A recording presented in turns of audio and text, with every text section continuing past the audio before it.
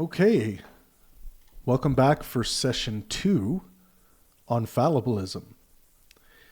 We covered a lot last session with Perry and Thomas here, and I wanted to give a quick, brief recap on what we went through. We talked about the epistemic situation that we actually occupy, how it's important to be prescribing goals that are actually reachable for us as human beings. For example, prescribing certainty as an epistemic goal based on what we've come to learn about human cognition, the human being, the human condition. Prescribing certainty as any kind of goal is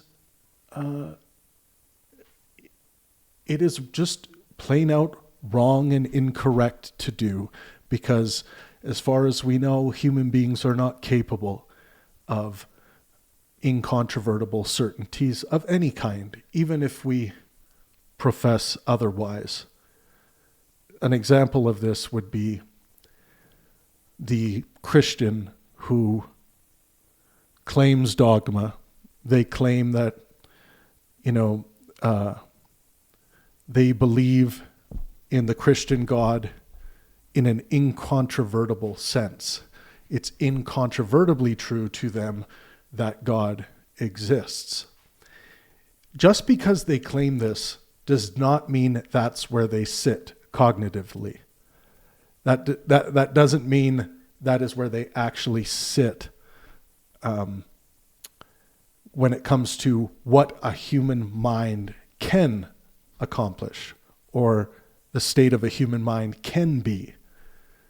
That could very well be what they are saying, a fantasy. And based on everything we've studied about human cognition, the mind, how it functions, it is fantasy to believe that you are sitting in a state of infallibilism or believing something in an incontrovertible way. So fallibilism addresses this and it takes care of it.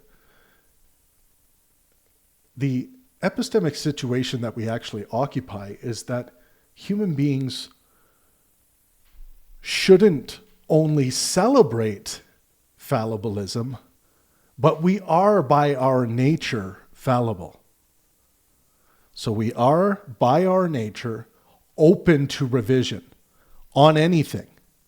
Even if you claim otherwise, you are in fact open to revision. It's at least possible that someone might say something tomorrow, or you have a phenomenal experience, a transcending experience tomorrow that overturns any kind of infallibility you believed you had. So, infallibility is an illusion, fantasy, sometimes delusion. And fallibility is the epistemic situation we actually occupy, whether you choose to believe that or not. And it is important that we treat our fallibility as a feature and not a bug. For so much of human history, we've been trying to run towards this fantasy of certainty in an epistemic sense so that we could feel like we are done with something within the human pursuit, the human adventure, the human condition. And it is just that pursuit is what the bug is. That pursuit is not a feature, being driven by an illusion. We don't need illusory things to drive us. And we also went through in the last session, and we're not going to cover it all today, the dangers that come to us cognitively by pursuing certainty, by living in this fantasy of infallibility. So if you missed the first session, please, it will be linked in the description of this video. Please click that link and go and check it out. So we did our introduction. We went through various definitions of fallibilism, and we landed on and accepted the definition of fallibilism that I use in my first book, which will hopefully be out by the end of this year. That is my goal. There's about 400 pages, and the book needs to be much shorter. So the goal for me through these sessions, through the rest of the dialectic, through the rest of study that I have to do for my book on the 6 Pangburn Virtues and Maxims, is finding a way to trim the information down as to whet a wider range of appetites on this, what I think is very important work. So we landed on this definition. That is the actual current prose from the book. Fallibilism is the view that a subject can know a proposition even though their justification is defeasible and does not guarantee truth. Knowledge does not require certainty. Now, there are a lot of different ways, more colloquial ways we can talk about this. But essentially, fallibilism means that you're always open for update, error correction. That door is never closed. And like I said earlier, that is the state of things for human beings. We know this, you should know this at this point, that human beings are always open to being convinced otherwise on anything. It's simply possible. And fallibilism is just saying that whatever we hold to be the case, regardless of how strongly we hold that, we are in fact open to revision. And also we should be open to revision. So that's the definition that we are working with in the first chapter of my book, which is fallibilism. We also went through the logical stability of the Pangburn maxim. The Pangburn maxim for fallibilism is that certainty is almost certainly unattainable. We're not going to go through it again here, but some things like the maxim applies to itself. The maxim itself is defeasible. It is open to revision. That is precisely why it is stable. It does not exempt itself from fallibilism. It exemplifies it. So certainty is almost certainly unattainable. Almost is doing a lot of philosophical and logical heavy lifting here. So we went through formal epistemology and the role of idealization. We went through claimed boundary cases, logic, mathematics, and apparent certainties. And this one is highly important because these are where the big objections come up. A mathematician or a logician will come up. Oh, so you're saying that there could possibly be something wrong with the law of identity? Show me. I'm not saying, as a fallibilist, that I can show you what could possibly be wrong with the law of identity. A thing is itself. Travis is Travis. It seems like a perfect, infallible rule, but just because it seems that way to us human beings sitting here on this rock doesn't mean that it's impossible that there's something wrong with the logic, or a fundamental presupposed axiom might have some kind of issue that we as apes cannot see. or some other reason that I cannot imagine or anyone else can imagine. So we need not hold anything mathematically or logically infallible. There's no benefit to doing it, and it is in fact an illusion to do so. We went through fallibilism, virtue epistemology, and pragmatic encroachment.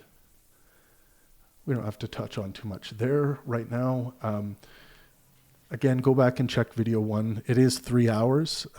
Good material to listen to while you're falling asleep, maybe.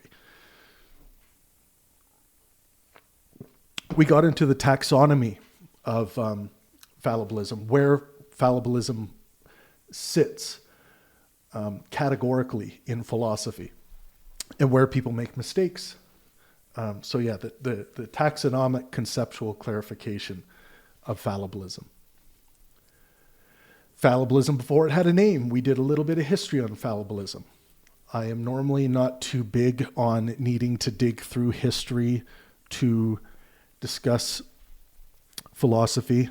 I don't consider myself a philosophical historian. I don't think you need to be as a philosopher. But when we are doing a rigorous, deep analytical dive into a concept as important as philosophy, I think it's important to take some time to understand how and why it generated, why the concept was abstracted from some kind of phenomena in the first place. Where did it come from? Well, it comes from the infallibilism throughout history, putting its stake in the ground and being infallible about something. We are done. We are complete. And then the skeptic arises and says, you can't ever really know with 100% certainty that you're complete. So I'm going to say, and this is global skepticism or radical skepticism, so I'm going to say, knowledge cannot be achieved. Where fallibilism comes along, says, no, wait a second, the knowledge game doesn't have to be over, skeptics. We just don't have to play this ridiculous game of infallibility, of certainty. We ought not even raise that concept within any epistemic framework. There's no need to. What benefit? To tell ourselves that we're done with something, even though we might not be in the future. So fallibilism fills a very important gap between the skepticism or radical skepticism, global skepticism, and infallibility. We went through pragmatism, science, and the explicit turn to fallibilism.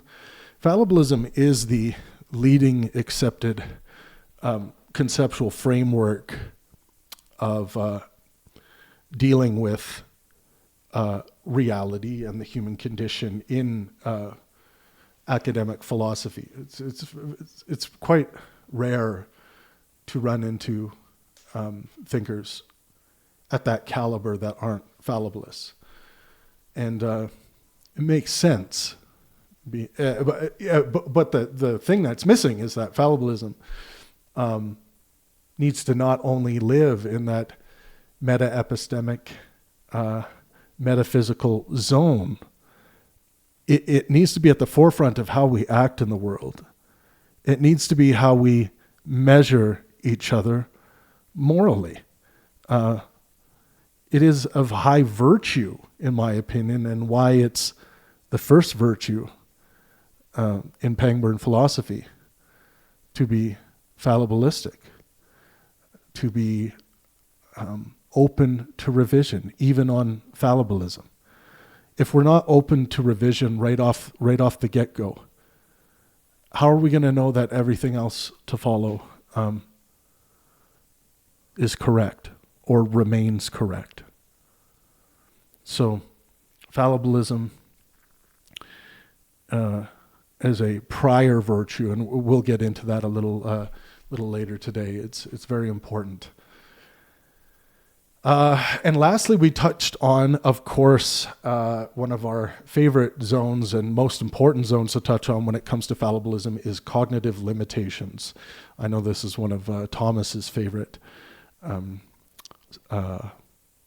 segments of dealing with fallibilism.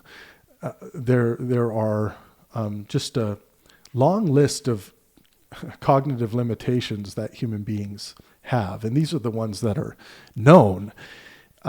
So once you learn and start teaching others about human cognitive limitations, this is a great way to start leading people down that road of fallibilism, realizing that illusory experiences are very common in the human in the human condition. It's just things like this happen all the time.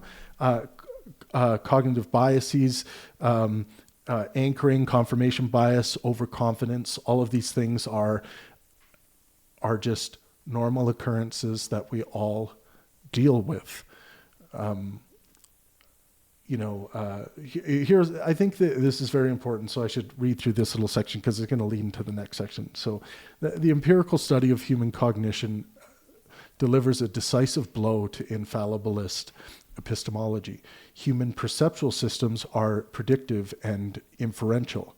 They trade accuracy for efficiency. So yeah, let's deal with that first one. Human perceptual systems are predictive and inferential. They trade accuracy for efficiency. So right off the bat, we're trading accuracy for efficiency. There are very good reasons as to why our perceptual system does that. You can draw the lines very quickly to particular aspects of survival and how that would benefit those purposes. Illusions are not anomalies. They are normal outputs of adaptive systems. Memory reconstructs rather than records. So a lot of people think of our memories as like recording devices, but it's the wrong way to think about it. We actually are constantly reconstructing things in this kind of cyclical, circular type way, rather than recording the data as it comes to us. Confidence tracks social reinforcement better than accuracy. So again, confidence tracks social reinforcement better than accuracy. So we're looking more for reinforcement from society, from those around us, from our community, more than we are trying to be accurate. These findings don't undermine knowledge; they undermine certainty. So these cognitive limitations, all of them stacked up, and again, these are the ones we know of. Imagine what we don't know yet. maybe not much, maybe nothing, but you would think, based on the body of cognitive science, that we still have a lot to learn. I think that's a pretty good bet. So finally, on this section, appealing to cognitive science does not derive norms from facts. It constrains norms by feasibility. Norms that cannot be followed by beings like us are not norms worth defending. So again, if we are prescribing norms to the world that are actually beyond our capabilities, what are we doing? Why are we defending these norms? They shouldn't be defended. We should be setting goals for ourselves that are actually reachable. Okay, now let's say hi to Thomas and Perry. How you doing, guys? Yo, yo, yo, what up? Yo, yo, yo. Well, Chilling. yeah, Perry, how you doing? Good. Yeah, it's also good you brought up the likelihood of us learning new things in the future. Now, that shouldn't mean that we extend feasibility to those could-bes of what we might learn in the future. So our norms should still be based on what we do know currently, not what we might figure out in some Deepak Chopra quantum spiritualness way and use that as our standards just because it could be we might know about it in the future. The Alex Jones, Someone the Alex Jones effect by throwing as much shit against the wall and hopefully one of these things sticks, and then you claim to be some kind of genius when you get one of the things correct by luck. Yeah. Yes, then you call yourself prophet. So yes. Something quick on that is we are speaking within the realm outside of and managing the realm of epistemology as we go through this chapter on fallibilism. But it's important to recognize what Perry just said, that possibility ought not weigh into your epistemic standards, because you should never know anything if those are your standards. This is something the skeptics and the infallibilists wrestled with. Well, if you're saying we can't have certainty, then of course we can't know anything, because I'm not going to say I know something unless I'm damn certain about it. All of these assumptions and things based on ignorance baked into a long history of attempts at infallibilism, or a denial by the global skeptics of the entire enterprise. Waste of time, can't know anything because no certainty. Luckily, we are where we are now, understanding that we can have a difference between belief and knowledge, and it doesn't have to be dictated by how certain we are on some indefinable scale. So very quickly, within the bubble, now we're going from the outside where fallibilism sits to maintenance this world of epistemology. We go inside it. So inside there, I would say a sound epistemology ought deal with belief, justification, and truth, of course. And one thing that's important to study, almost more important than, it's one of the most important things you can study, I think, as a thinker, as a philosopher, and as a member of society who wants to learn how to articulate what it is they know and be able to confront articulable challenges to their own epistemology. So when we study criteria of truth, you're going to see there are many different criteria of truth that we all engage with in our day-to-day and when we have time to reflect on our current positions. And what we strive for generally in the world today is we try to, whenever we can, and ought to, whenever we can, strive for a correspondence criteria of truth. And what that means is, if the proposition is the Statue of Liberty exists in New York City, if that's the proposition, we would accept that proposition. We would believe that proposition if, in fact, we are able to verify with evidence and justify the belief that the Statue of Liberty is in fact in New York City. That is a simple empirical principle that is baked into the scientific method, which most people are using as a way to know the world. For example, if you are out in the world hiking with your child and you come across a green, yellow spotted tree frog, and that, and your child says, what kind of frog is this? I want to know its name, and I want to know where it comes from and anything we might know about it as a society. Well, you take a picture of it, and technology is great nowadays. You can take a picture of it and it'll do it all for you automatically. But you can get on Google and you say, hey, I'm hiking out with my kid and we found this yellow spotted green tree frog, and we want to know, and it'll give you all the information. It'll tell you where it's from, or if you're really lucky, there'll be no information on it, and you just found something special. But almost always, you're going to find a lot of information of what we know correspondently about that species of frog, about that particular tree frog. So my epistemic standards that I promote, we always try to, when we can, be correspondence thinkers when it comes to what is true. We don't always have access to that.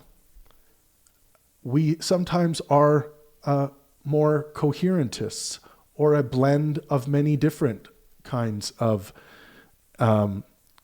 standards of truth.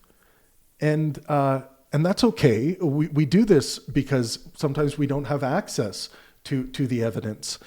For example, some people might be completely satisfied, like I am, if my wife comes home with a bag of groceries and she says, I was just at the grocery store. And I believe it because I see the groceries. I trust my wife.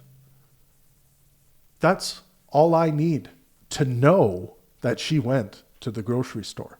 I know that. She very well might have not gone to the grocery store and was doing something else. Wow. It's possible. But possibility ought not weigh into my epistemic standards. You can see how quickly we would become epistemic nihilists if we simply leaned or gave weight to what was possible every time a proposition comes our way. And relying on on evidence as a justification, and of course, whether you believe the proposition or not, you do have to be convinced of it in order to have knowledge. So that's where the belief aspect of the trifecta comes into play. So that's just a short rundown of inside the bubble of my epistemic framework. And that bubble, I could do an entire book on that bubble, and that summary was very, very short, but just to touch it a little bit, because we won't be touching within that bubble much today. Epistemology in reference, we will be referencing the bubble, but going inside the bubble of epistemology, not so much. We are talking in this maintenance realm outside the bubble. We're talking more meta epistemology, meta ideas. So I just thought that was a bit of a tangent of where we were planning on going today, but I thought we should lay that out based on what Perry said there. Okay, so let's get into our next section here. We are going to start with section 9, actually, and this is really important. The praxis. So fallibilism as lived epistemic praxis. So we're going to get into fallibilism in action here. So a little reading first, and then we'll open up the conversation and get some points from Perry and Thomas. Up to this point, fallibilism has been treated as an epistemological position and a structural constraint on inquiry. That treatment is necessary, but it is not sufficient. If fallibilism is to matter beyond academic taxonomy, it must be enacted. It must shape how beliefs are actually held, defended, revised, and communicated to the world. Fallibilism is not an internal attitude one privately endorses while continuing to behave epistemically as before. It is a discipline of belief management. To hold a belief fallibilistically is not to hold it weakly. It is to hold it conditionally. The belief is treated as true given the available evidence, while remaining open to revision should that evidence change or should relevant counter-evidence emerge. This distinction is frequently misunderstood. Critics often assume that fallibilism requires tentativeness in action. This part is so important. I'm going to read that again. This distinction is frequently misunderstood. Critics often assume that fallibilism requires tentativeness in action. So tentativeness in action. Like somehow it's like, okay, I want to be a fallibilist. It's going to slow me down in life, you know. Emotional detachment from belief or perpetual hesitation. It does not. Fallibilism permits strong commitment, decisive action, and moral seriousness. What it forbids is epistemic misrepresentation. One may act firmly while acknowledging that one could be wrong. One may defend a position rigorously while remaining responsive to reasons. So let's, Thomas and Perry, let's touch on that section because I think it's really important and you guys probably have some stuff to say about it. Oh, I have a lot of stuff to say about the institutional stuff, but go ahead, Barry. I always like Barry going first, that way I can piggyback. Barry, you're on the spot. Sorry, my phone always switches from Bluetooth to. Hold on. No worries. Gotcha. Yeah, so it's again the type of thing, if you're not careful about it, that might lead you to epistemic nihilism or radical skepticism, where because we could be wrong about something, that gives people the knee-jerk reaction to say, oh, well, I can't be firm in asserting that the sun is going to come up tomorrow. Right. Because I could be wrong about that prediction. This is what I call, if I may smuggle, a pseudo problem. Yes. When there's a problem that requires absolute certainty or omniscience to prove it wrong, it's a pseudo problem. It's not feasible. Again, we get back to the whole feasibility thing.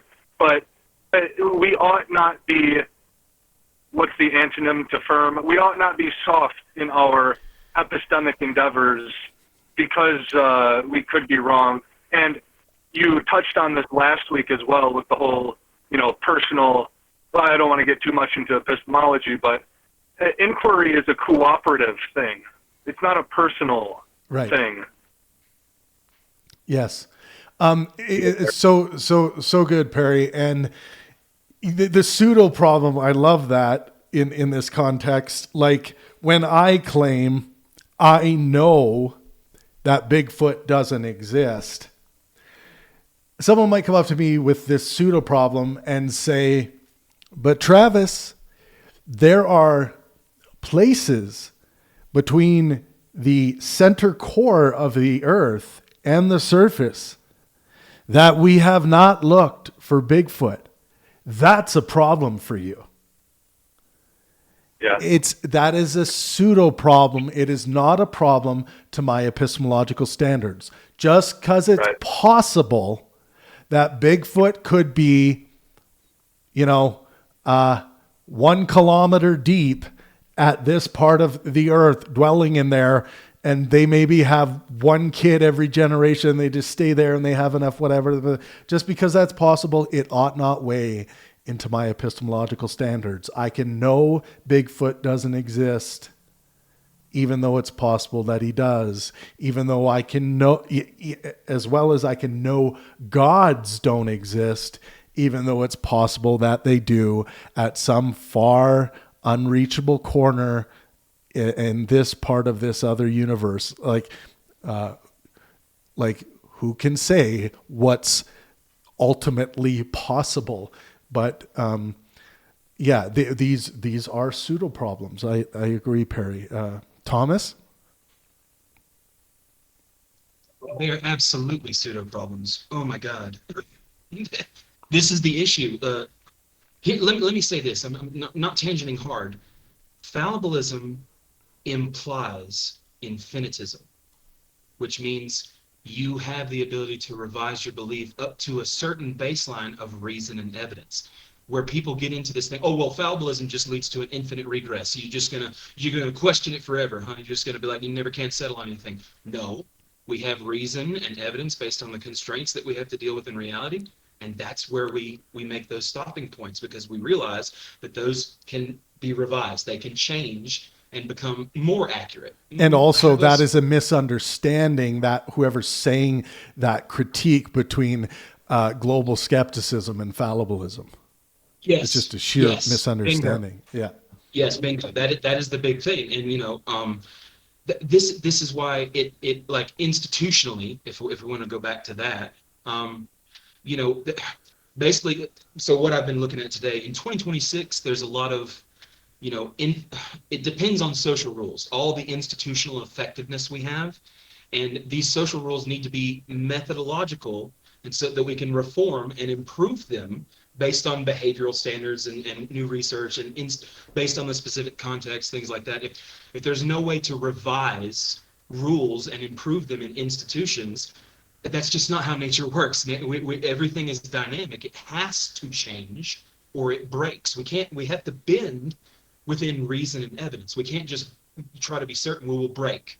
And it will just be literally the most unwise and against human well-being thing we can do, I think, anyway. I think most of you guys agree with me as well. Yeah. But that's a big thing, is that like fallibilism is baked into changing methodological reforms within these institutions. Every one of them, science, philosophy, everything. Yes. That breaking is very common in an infallibilist delusion of knowledge. And one thing I will say to that is, epistemologically, I am winning all the time, even if I am wrong within a fallibilistic framework. I'm winning all the time, even if I'm wrong. In an infallibilist framework, you are losing all the time with no way to win. You are just losing all the time with no way to win. There's no way to win. Even if you think you've won, we can demonstrate it to be illusory. Even if you're right, you're wrong because of your justification. Yeah. Yeah. And there's just and if you value evidence at any level, or the scientific method at any level, you're constantly being beaten back down from your infallible stance, and then you have to start inventing justifications like faith, the excuse you give for believing something when there is no good reason to give, and you have to lean on that.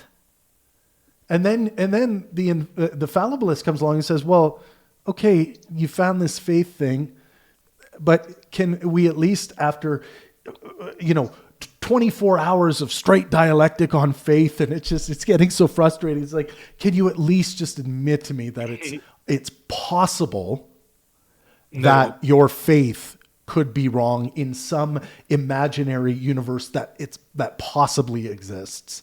And in my experience, after enough pressure from fallibilism, because it's just so robust, so many people in my experience have given up and just said, yeah, okay, Travis, in some possible world, yeah, fine, my faith could be wrong. And I'm like, great, you just eliminated a dogma. You may in fact have eliminated all of the dogma from your system, which I think is a cure. That is a cure for celebration, in my opinion, epistemically. If we can get infallibilists, we can get incontrovertible certainties, these things let go of. I think it's really important for someone's growth as a human being. Anything else to add, you guys? No, that was great. You summed it up really good. Yeah. Go ahead, Perry. Go ahead. No, sorry. Go ahead, Thomas. Oh, it's okay. I was just wrapping up in general. I know there might be a little delay. It's okay. Institutions, any institution, social institution, science, philosophy, government, anything, has to be able to be revised. Like the whole point of America, in its essence, is to have a Bill of Rights that can be revised over time. Okay, and so this is going to be baked in, if we are wise, into everything that we do. Now, in major philosophy, this is a huge problem. There are many epistemologists, many philosophers of mind who want certainty, and they teach it to their students, and they do all this kind of stuff, and it just creates problems. I guess not always against well-being, but I would make the argument that we could probably find a way to understand certainty as being a lot of the causes of, or the seeking and trying to be certain about everything, causes a lot of issues, big time. Yeah. That's a great aside. Perry, did you have anything else on praxis? Nope. Okay. Well, I'm ready to get to, yeah. I think it's important enough to read this short paragraph again, and then we'll lead into the rest of it, and we'll talk more on praxis. I want to do some. If you want praxis, I got you covered. Go ahead. Yeah, and we'll cover we'll do some examples. I love doing the surgeon or doctor example. We'll get into that. I don't have it written here, but we can. I know I've talked to you guys about it before, but so. Fallibilism is not an internal attitude one privately endorses while contributing to behave epistemically as before. It is a discipline of belief management. To hold a belief fallibilistically is not to hold it weakly, it is to hold it conditionally. Let's not confuse weakness for conditionality. These are two very different things. The belief is treated as true given the available evidence while remaining open to revision should that evidence change or should relevant counter evidence emerge. Now the really important part. This distinction is frequently misunderstood. Critics often assume that fallibilism requires tentativeness in action, emotional detachment from belief, or perpetual hesitation. It does not. Fallibilism permits strong commitment, decisive action, and moral seriousness. What it forbids is epistemic misrepresentation. So you're constantly going to hear people who argue against fallibilism bringing up these pseudo problems, as Perry eloquently puts it, about, well, you're going to be too tentative in your action and bad stuff's going to happen. Like if you're a surgeon, right, and time is of the essence and you're a fallibilist. Oh, I'm so tentative because I'm fallibilist and I know it, but I'm not certain about it. Like this just is not the case. This has nothing to do with reality. It's another fantasy being created by the infallibilists, okay? It's and then this emotional attachment from belief because somehow it's less important. Let's say the love. It's like, I know I love my son. Somehow that is less important now because I'm fallibilistic. It isn't. It's just in practice, from a praxis perspective, it just isn't. It doesn't it's simply an acknowledgement as to what, like we talked about when we began this session, what we are as entities. It's an acknowledgement to that, and it's also an acknowledgement about the beautiness of openness to update. There is nothing ugly about it. And I think the only reason why it's looked at through these lenses of causing you to be too tentative or emotionally detached or in this state of perpetual hesitation is because we've had this long lasting, I would say, poisonous history of many dogmatisms looking down on beliefs that aren't certain of themselves, as though somehow there is an authority to being incontrovertibly certain that I'm going to heaven, or that, that person that died is floating around somewhere. like whatever dogmas have been perpetuated throughout the ages. And dogmas simply mean things that are claimed with incontrovertible certainty. That's all dogmas are. And we have created a lot of them in human history. So let's finish this section and have a little more dialogue here. Failure to maintain this distinction leads to a common caricature. Fallibilists are portrayed as indecisive or weakly committed. In practice, the opposite is often true. Fallibilism enables action under uncertainty without requiring self-deception. So the fallibilists don't require self-deception in order to act, to take action. And this should be viewed virtuously. It would be less virtuous to require self-deception, no? Infallibilism, by contrast, often masks insecurity behind the performance of certainty. So, performances of certainty, I see this in religion. There is something attractive. We see this in politics all the time too. People who present themselves infallibly. There is an attraction on like a societal scale, large brush scale, about people who are dogmatists, who act with certain conviction. And that, I think, is a bug and not a feature. It is inspiring at perhaps a low resolution level, I would say. I can understand that as a former athlete where, your coach stands up and you're like, and you know what? We're going to win this fucking game with such great certainty. And you're like, yeah. And you go out there and it gives you an extra jolt of energy. There's a application there. There's a way that kind of, in the infallible way that the coach delivered that sermon, it inspired me.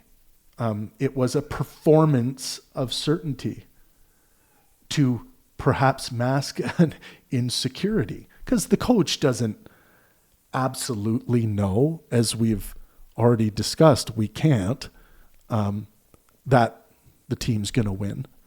But there's this performance of certainty that serves in evolutionary function. Fallibilist practice therefore places demands on how beliefs are expressed publicly. When beliefs influence others, shape institutions. Let's start that again. Fallibilist practice therefore places demands on how beliefs are expressed publicly. When beliefs influence others, shape institutions, or justify coercive action, epistemic responsibility increases.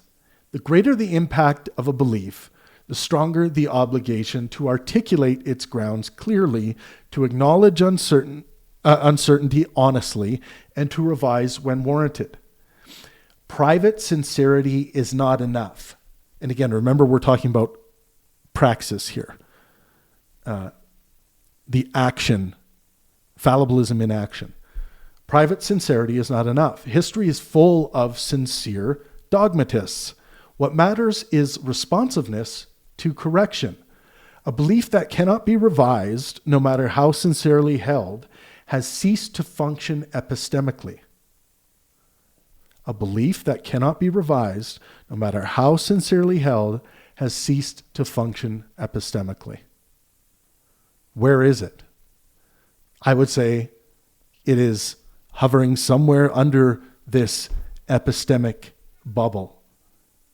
It's no longer in this examination, in the the study of knowledge. It's no longer there. It's just it's excused itself from the game. It's not open to revision. This emphasis on visible epistemic conduct is central to Pangburnian fallibilism. Beliefs are evaluated not only by their content, but by how they are managed in discourse. Are counter-arguments engaged seriously? Is disagreement treated as informative or as threatening? Is revision regarded as epistemic progress or as humiliation? These are not peripheral considerations. They are practical expression of fallibilism itself. All right, Perry and Thomas. Oh my God, I could just in all directions. Perry, go. Yes, master. By the way, Thomas is my master, for anyone wondering. So I have a personal experience, personal testimony of how certainty, or in this case, perfection, leaves you in analysis paralysis, which it sounds like we're talking about when there's these erroneous critiques of people saying that fallibilism leads you to some radical tentativeness where you can't actually act upon it practically because you're so lost in the could be wrong realm. Even when I'm writing a message and I want to sound really smart, I'm trying to make it perfect and that I'm not wrong about anything. And so I spend, 20 minutes looking over a 4-sentence message. And then I think to myself, what the hell am I doing? So I'm left in this kind of tentative realm. And, that doesn't mean that, okay, take the opposite guy, the fallibilist. Oh, I'm just going to write whatever the fuck. I could be wrong about it, but, I'm not going to put too much effort into it because I'm a fallibilist. I could be wrong, so I don't give a shit. That's not what fallibilism is saying. And I think this is the heart of praxis itself when we use fallibilism. It's a restraint, but it's not the necessarily telos by which we should steer in our praxis. It's simply a guardrail that allows for the praxis and avoids the tentative kind of analysis paralysis that the certaintist or the dogmatist find themselves in. Yeah, you brought up the taxonomic issue when people start confusing fallibilism for epistemic standards. Yep. They don't realize that fallibilism is sitting out here maintaining that world, and it's intertwined within that world in everything, but it's not the standards sit at a layer above that. The standards are different. Like I outlined, correspondence criteria, relying on evidence, understanding the nature of belief and proposition. We can get into a lot of trouble if we confuse this stuff categorically. Yep, it's not justification is going to come from some other place. It's not going to justification. I mean, I don't even know if that would be coherent. My justification is that I could be wrong. I don't know. That just doesn't really make sense. It wouldn't make sense, would it? Because you said you committed foul in my view by invoking the could be within the epistemic framework in that example. Yep. So there you go. So the could be was invoked. If I'm the referee, 2 minutes in the box. Get rid of those could be's and get back out in the fucking ice. Yeah. Thomas. And Thomas, as Thomas and you did allude to, not to bring up another could be, but there could be well-being in being certain about whatever things, whether it be a university teacher for some nuanced reason or a hockey coach who's firing the guys up saying that we are going to win. There's no doubt about it. I'm really glad. Just being, yeah. Now, in that example, I would never promote infallibility or certainty. Right. But what I would say is that the performance of certainty in a play, on the debate stage, in the locker room, like we gave the example, can be a very powerful, inspirational tool. Even though I think if everyone involved examined it, everyone in that hockey dressing room in that example, and the coach, everyone knows or ought know that it's still possible that we're going to lose this game. Yeah, exactly. It's not something you're going to dwell on in that moment, but it's at least a modal consideration. And I also wanted to say, Perry, what you brought up is excellent, because we're just working our way, trying to get through chapter 1 here, at least hitting on the subject matter of chapter 1 of my first book. But once we get to chapter 7, which a lot of people don't know about, but chapter 7 is about synthesis. How all of these virtues work together and rely on each other when looking at the complete picture of the wise human being and what it means to live wisely. And once we get there, we will start looking at how virtue 2, well-being, and fallibilism coexist, and where we might give sacrifice to the other for reasons of satisfying, let's say, our moral quest. So it's going to be, you're talking about the consideration of my moral quest there, and how the praxis of fallibilism could be affected by that overweighing goal of wanting to maximize well-being for myself and those around me. So surely throughout the human experience, you are going to confront conflict between your virtues and the good you want to do in the world. And you will have to make sacrifices to some virtues to satisfy others at times. But this is why virtue ethics, I think, is supreme, because it allows for this. It allows for this synergy, this interworkings between these, these good ways of being, these good traits, to satisfy whatever your higher purposes are.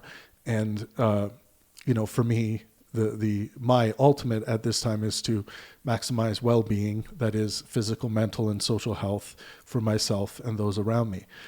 Thomas, what do you got on the rest of praxis here? Oh man, I mean, if we're just going to get deep into absolute praxis, let's just use an example. When you're having a conversation with somebody, and they're speaking to you about something, and you don't know if they're correct about it or not, and you don't know if you're correct about it or not, being fallible or understanding defeasibility, being able to revise something means you might say something accidentally and say, oh, this and this and such, right? But you really were generalizing and you didn't know for sure. A fallible person will walk to the computer and check and say, oh man, hey, I misunderstood, or I didn't say that correctly. This is what the evidence shows, and I agree with this, Yes. Oh, I love that example. That is how to live the praxis of fallibilism. Yes. And that literally, every human communication needs to have that understanding of revision, because you're not going to know somebody when you first meet them. It's going to take a long time of negotiation and dialectic and fallibilism and understanding revision. Yes. And that is going to get you to better and better understanding. And to me, that equals well-being. just better and better understandings of well-being. And so it all kind of plays in on itself. I could speak more on the theory, obviously on fallibilism all day long if we want to, but that's the real praxis. I would the love ability to just I would love to respond to that example you gave, because it is so poignant to what we deal with in the Pangburn Universe here on Discord and on YouTube and in our famous live discussions. And someone will correct another on something. The person being corrected, if they're a fallibilist, they become very interested. Geez, am I actually wrong about this? Let me double check here. Let me pull up my resources. Let's make sure we get this right together. You know what fallibilism instantiates? The love of learning. Yeah. The love of learning, definitely. Revision is the love of learning. That is what it is. And unfortunately, we have the other side of the continuum where you might correct somebody thoroughly, give all of the reasons and answers that one could ever need to change their view, let's say on a political issue. And the person, let's say, mostly stays quiet, moves on to their next claim. Now, my hope is that the person is refining, adopting the true belief, but sometimes, based on some experiences I've had, it's going over their head because there's something within the way that they are learning that's causing them to dig their heels in, sometimes in silence. So my point in bringing this up is, don't suffer ignorance in silence. You don't need to. This is a bug and not a feature. Allow yourself to fallibilistically discuss ideas, discuss topics, and if you are corrected, become curious. And part of the action of fallibilism is voicing and articulating your updates and celebrating your updates, celebrating when you are wrong and updating in the process of updating. This is all part of acting as a fallibilist in the world. It's not just about accepting it in your mind and doing your own thing. We are going to get into the impact, the sociological impact of fallibilism later on in this session. But always keep in mind that when you're in these particular settings and you are trying to be good in the world in these settings, part of that is the being actively fallibilistic and what that may or may not look like. Okay, so just a few things before we move on to the next section. Did someone have something there? Sorry about that. I was just going to say absolutely on all of that, but you don't need me to say that. Yeah. Thomas, did you want to add anything else on the praxis? Because you mentioned you had some... Yeah, I mean, I could go for hours, but I don't want to take up too much time. I mean, the praxis of fallibilism and defeasibility, which is revising your beliefs and your evidence and your understanding, like Travis talked about correspondence earlier, that's something to also realize, is that society updates our way to correspond to nature, to the state of affairs, to what's going on around us. And that also is revision itself. Like there is no perfect correspondence, but we can very much correspond and have reason and evidence within the moment that we're dealing with, you know, and that is really good. But in terms of the praxis, it really is just important to realize you can't know everything. Nobody can. Nobody can predict every variable, and quit trying to be perfect about that. Like, quit trying to know everything. Quit trying to, accepting fallibility is what allows us to truly live. Studying our own fallibility, understanding, literally just like existing within the dynamic moment, because that's a really weird thing to think about. As the universe is moving around us, we are also moving in that. Our body, our biology, everything that makes us us. And so this is all dynamic, and to just ignore the very basis of what the way that the patterns go around us, regardless, that's a part of the praxis as well. We have to understand that in every moment. So that allows us to say, hey, when I have a crazy emotion about this, maybe I should go study why I'm having this crazy emotion. Yep. You know what I mean? Be fallible about that. Hey, wait a minute. Why is this happening to my brain? Oh, that's right. My brain's not perfect. So let me go figure out some of the best tools that I might have to deal with that. You know what I mean? Right. And we have the access to AI, to Google, to everything. There's no excuse. So. Yeah. And to yes end that, we went through the long list of psychological benefits that fall upon us once we start acting fallibilistically in the world. Yes. There's a lot of cognitive relief that comes with releasing this idea that this pursuit of certainty. I have to be certain about things. Yeah. Others are certain and I'm not, so I better get with it. Like the anxiety and stress created by these misled bad ideas is it's outrageous. It's outrageous, and it is weighed a lot on the human condition. So a lot. Yeah. And I encourage anyone, if they want to hear our discussion or just get online, go somewhere and research the psychological benefits of fallibilism. But we went over it in great detail in our last video. So just as a quick logical breakdown of what we just went through, fallibilism must be enacted as a discipline of belief management rather than held as a private attitude. Again, one more time.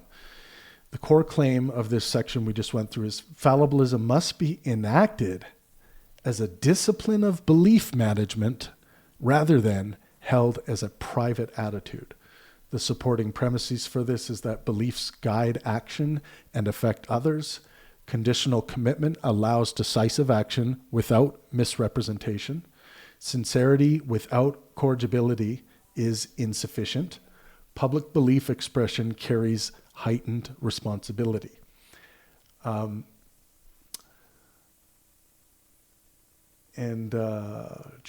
Okay, great. Now, we're going to move into institutional and social dimensions of fallibilism. So a little reading here. Belief formation is rarely an isolated individual activity. It is embedded in institutions, social structures, and power relations. Educational systems, scientific organizations, media ecosystems, religious institutions, and political movements all shape how beliefs are formed, maintained, and defended. Any serious epistemology must therefore attend to institutional dynamics. Infallibilism functions especially poorly at the institutional level. Institutions that present their conclusions as certain incentivize conformity, suppress dissent, and resist correction. Error becomes reputationally catastrophic rather than epistemically instructive. As a result, mistakes persist longer and cause greater harm. Fallibilism offers an alternative institutional posture. Institutions can be authoritative without claiming infallibility. They can issue recommendations, guidelines, and judgments while acknowledging uncertainty and specifying conditions for revision. Far from undermining trust, the transparency often strengthens it. Institutions that openly correct themselves signal epistemic maturity.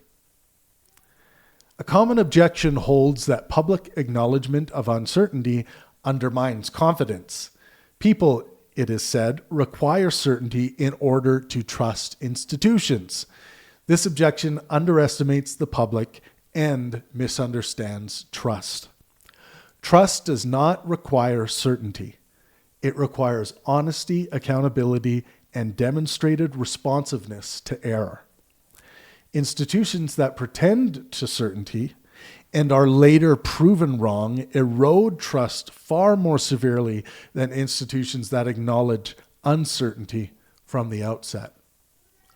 Fallibilism, therefore, has direct implications for scientific communication, policy making, and public discourse.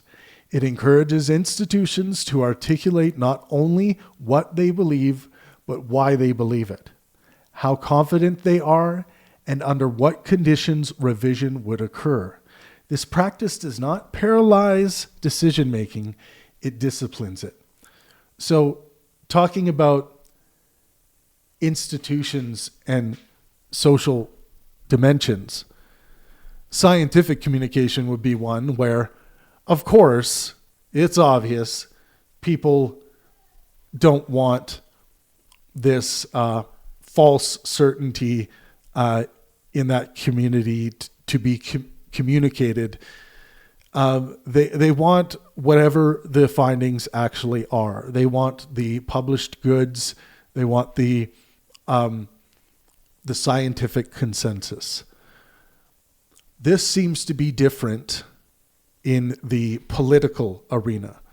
And I want to get Thomas and Perry's ideas on this, what they notice. But I notice that dogmatic ways of presenting information, the performance of certainty, and all of these things tend to be very popular, especially in the United States where you guys live.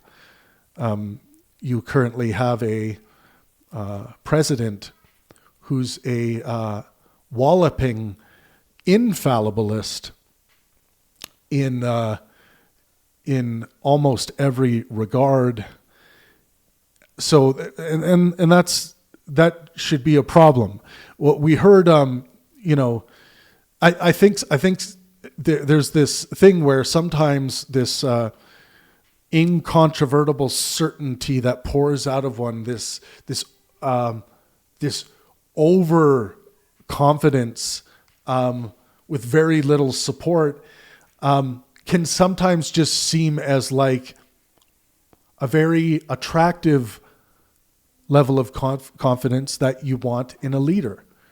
And I want to know what you guys think about that. What do you think about this intersection between confidence, what's going on in the United States right now with the kind of person that Trump is from a fallibilist perspective, and the performance of certainty? I have a lot to say there. In general, leaders should absolutely, fallibly, paradoxically, be fallible. I mean, that they should be the ones leading that charge and being like, look, this is the reason, this is the evidence, but I'm a human. We're all humans here. You know what I mean? So that realization, it literally, we have to have someone who has the ability to, even if they have narcissistic traits, which Donald Trump does show a few. I'm not diagnosing anybody. I'm just saying there are some grandiosity, things like that. Regardless, we're not just branding somebody a narcissist. Regardless, people like that have a difficulty saying, oh shit, I might have been incorrect about that or inaccurate. Maybe I need to revise this idea. If the world does not get shown that kind of humility, fallibilism, honesty, then they just think that that's the way it is otherwise. And it is literally just denying the human condition on a mass scale when you have a leader that will not admit when they are inaccurate. Right. That's the basis of it. But Perry, I'm sure, has a lot more to say on that. Yeah, excuse my language, fuck Trump. So when it comes to appealing to authority, and the trustworthiness of an authority, science, to me, as a broad, taxonomy, seems to be the best heuristic that we have as an authority from which we can appeal to. Now, you asked me and Thomas the political sphere and Trump. I masochistically put myself in these Phil bro, debate bro spheres, in which when you say that you're appealing to science, they'll say, oh, well, science gets things wrong all the time. And, of course, this is the heart of fallibilism, which they are more than likely ignorant of. But, that's not a bug, it's a feature, that science as an authority is constantly revising itself. Now, Trump, compared to the scientific authority, we can demonstrate that he is untrustworthy. Yes. As a source of knowledge and information by almost any metric that I imagine we can put on him. So, and especially not to mention his praxis of infallibility, that he acts as though he is the Messiah and can't be wrong. So it's just something to compare, how science is constantly revising itself, yet it's our best heuristic, and then you have someone in the political sphere like Trump or whatever political pundit who acts as though they're infallibly mighty and knows everything. Before I forget this, let me say this. Strength. Yep. You're dead right on everything. Strength is honesty and responsibility, not power. That is what matters to me. Yep. And that is what we do not get from any leader that I've ever seen, completely anyway. I don't know about your opinions on that, guys, about leaders that, America, or at least in the recent past, last 30 or 40 years. Yeah, do you know anybody? People say Obama was pretty good. Okay. Yeah. You think he embodied honesty and responsibility? I think so. Yeah. Yeah, I mean, I don't know. Again, I don't know about politics. Exactly. Yeah. I'm appealing to people as maybe unwise as it, but that's what I hear. I mean, at least relative to the last 24 years of presidents, perhaps we could say.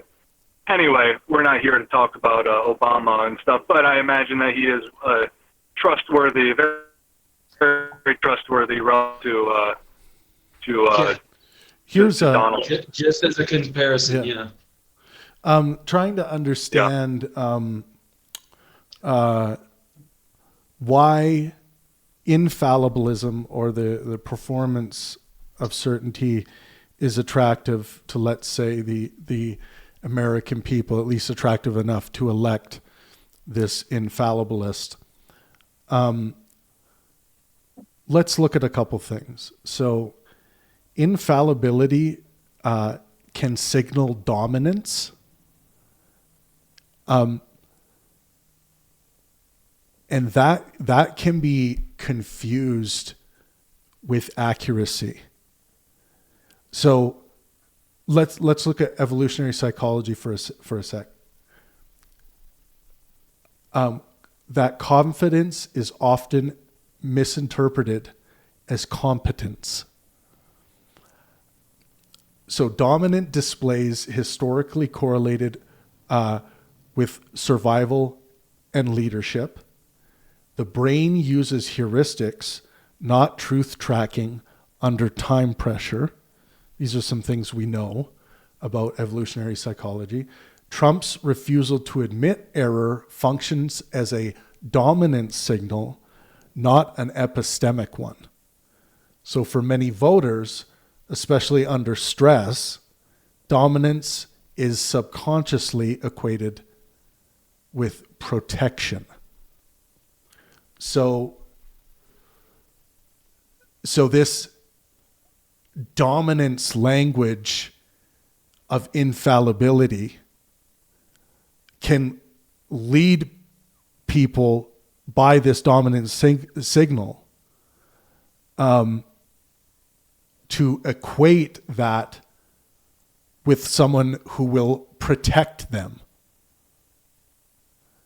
It's something to think about. Thomas, what do you think about that from a evolutionary psychology perspective?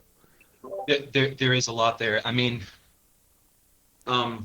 repeat what you just last said. I have to get up and put the cat on my ribs. So here's a quick. So from evolutionary psychology, confidence is often misinterpreted as competence, right?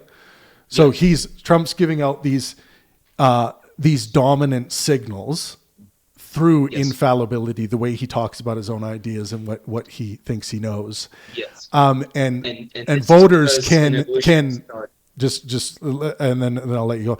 And then that dominance can be equated with protection. So yes. Yeah. Sorry, I didn't mean to just no worries. Yeah. All good. So in general, in evolutionary psychology, so humanity is programmed, if you want to use that word, with dominance motivation. It is in us. It is, I believe, more so in males. Do not quote me on that. I'll look it up here in a little bit. Regardless, just look that up. It's in us, okay? Because we used to have to fight for resources, and we used to have to fight for who was going to get and give the resources. And so that was natural between tribes. That evolutionarily got, quote unquote, programmed in. There's no programmer for evolution, but you get the idea. Regardless. So there's, sorry. Regardless, there's, yeah, I keep getting distracted. I apologize. That's all right. Good Lord. That's all right. Where was I? I'm sorry, guys. My cat keeps on jumping. Yeah. You were saying that there's a dominance hierarchy that nature programmed into us. Sorry, guys. Yeah, that was my cat. Okay.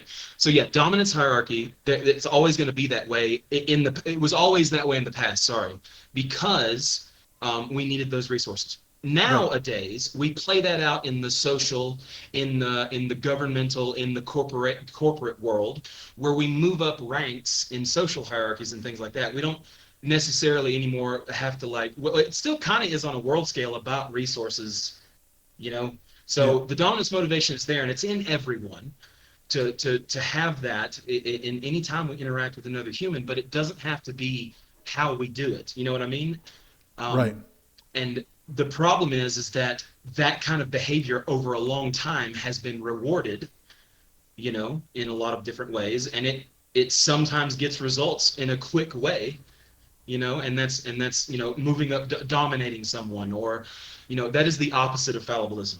It's the opposite. Yeah. So that's great stuff, and so yeah, you know, if the infallibility is signaling dominance to some, which it seems, you know, a lot of psychologists that look at social psychology would say that about this kind of phenomena, then infallibility, you know, the antithesis of fallibilism, can be and is very popular on the global stage. And, you know, these are very important positions that dictate so much and hold so much in the balance. I just think examining reason and evidence is so it's antithetical to dominance, because dominance just creates a hierarchical value system of some sense, and then it all goes to hell from there. So right, and also for that same reason we just outlined, you start having people start questioning, well, is this kind of like a cult-like situation where this top figure, the cult leader, cannot be wrong about anything because what they say is infallible? and you have to make it work. There's some other things here. So error admission triggers status loss bias. This is another interesting thing from in social cognition. Admitting mistakes activates status threat mechanisms. So the research shows that people penalize leaders more for visible doubt than for confident error. Error correction is misread as weakness in competitive social environments. Trump's infallibility stance avoids status degradation, perceived vulnerability, and authority erosion. In polarized politics, strength signaling overrides truth sensitivity. This is something that must change in our world. We need to change that particular aspect of politics. Strength signaling overrides truth sensitivity. Truth sensitivity must override strength signaling in a virtuous world. It must.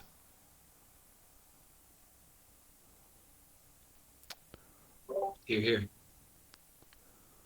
So you then ask this question: what the hell are we doing? If being sensitive to the truth and getting the truth right is less important than flexing your biceps. So these are a few things. I thought it was important to look at this phenomena and the state of affairs because it is a big deal and it relates very much to the conversation of fallibilism and the virtue of fallibilism and the action of fallibilism. How fallibilism can cause you to become more politically motivated to get out there and promote fallibilism as a political virtue and try to turn the tide. Because this is, to me, this is, as a fallibilist, is unacceptable. It's just ugly when you see this kind of reality from a social psychology perspective playing itself out. I'm just going to fill up my water and I'll be back in 20 seconds, guys. Excellent. Perry. Yeah. Yeah. No, I mean, like, for real, like, that dominance motivation is crap because we don't have to live that way. We get to choose to be moral rather than dominance-oriented or resource-hungry, hoarding, all that kind of stuff, right? We can choose to not do that, even though it might be in our genetics.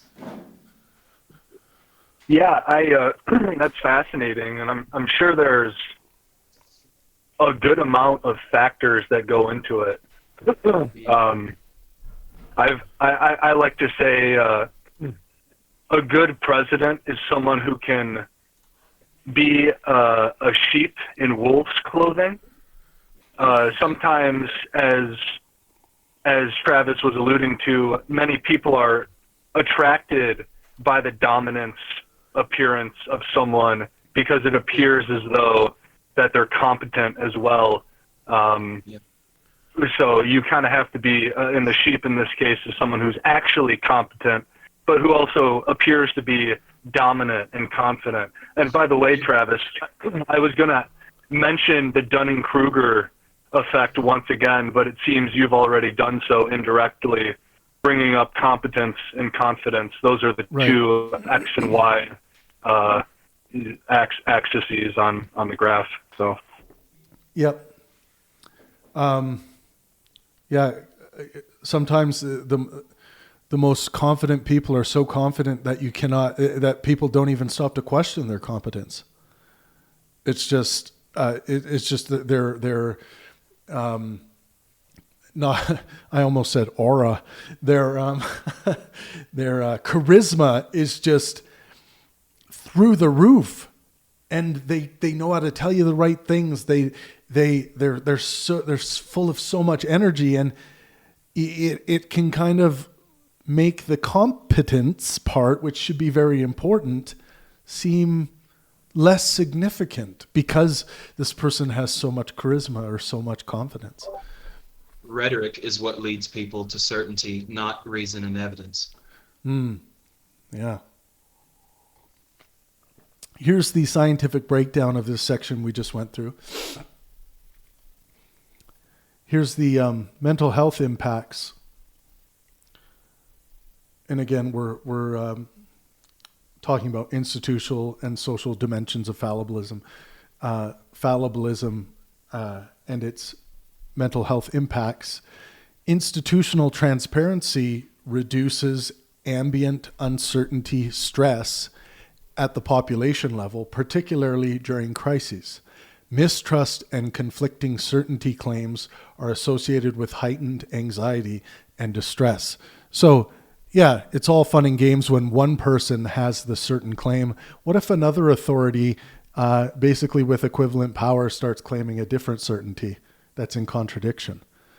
You know, think of the impact on the mental health of your society when, especially during a crisis like, let's say, war or pandemic or whatever. Physical health impacts. Trust in institutions is strongly linked to health behavior adherence, vaccination uptake, compliance with public health guidance, transparent uncertainty communication is associated with better long-term adherence than false certainty. This stuff should be obvious, but I think it's important to go through. Social health impacts. Institutions that reward correction strengthen social capital and cooperation. Social capital is repeatedly associated with improved physical and mental health outcomes across populations. Let's look at next the internal structure of Pangburnian fallibilism. Pangburnian fallibilism is not a single, undifferentiated posture. It has an internal structure composed of three mutually regulating components. Now, we've talked shit about global skepticism, this, radical skepticism that leads to epistemic nihilism, right? That's the skepticism we don't want to toy with. But one of the three subcategories of fallibilism as a virtue that I outline in the book are methodological skepticism, epistemic humility, and adaptability. Each addresses a distinct failure mode of inquiry. None is sufficient on its own.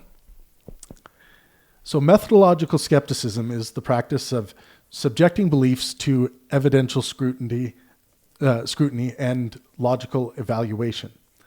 It resists premature closure.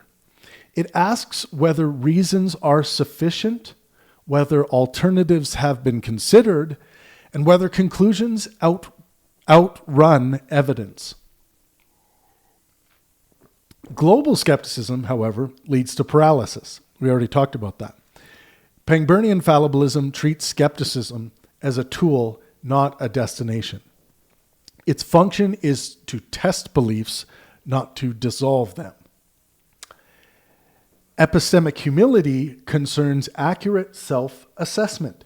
It involves recognizing one's cognitive limitations, domain-specific ignorance, and susceptibility to bias.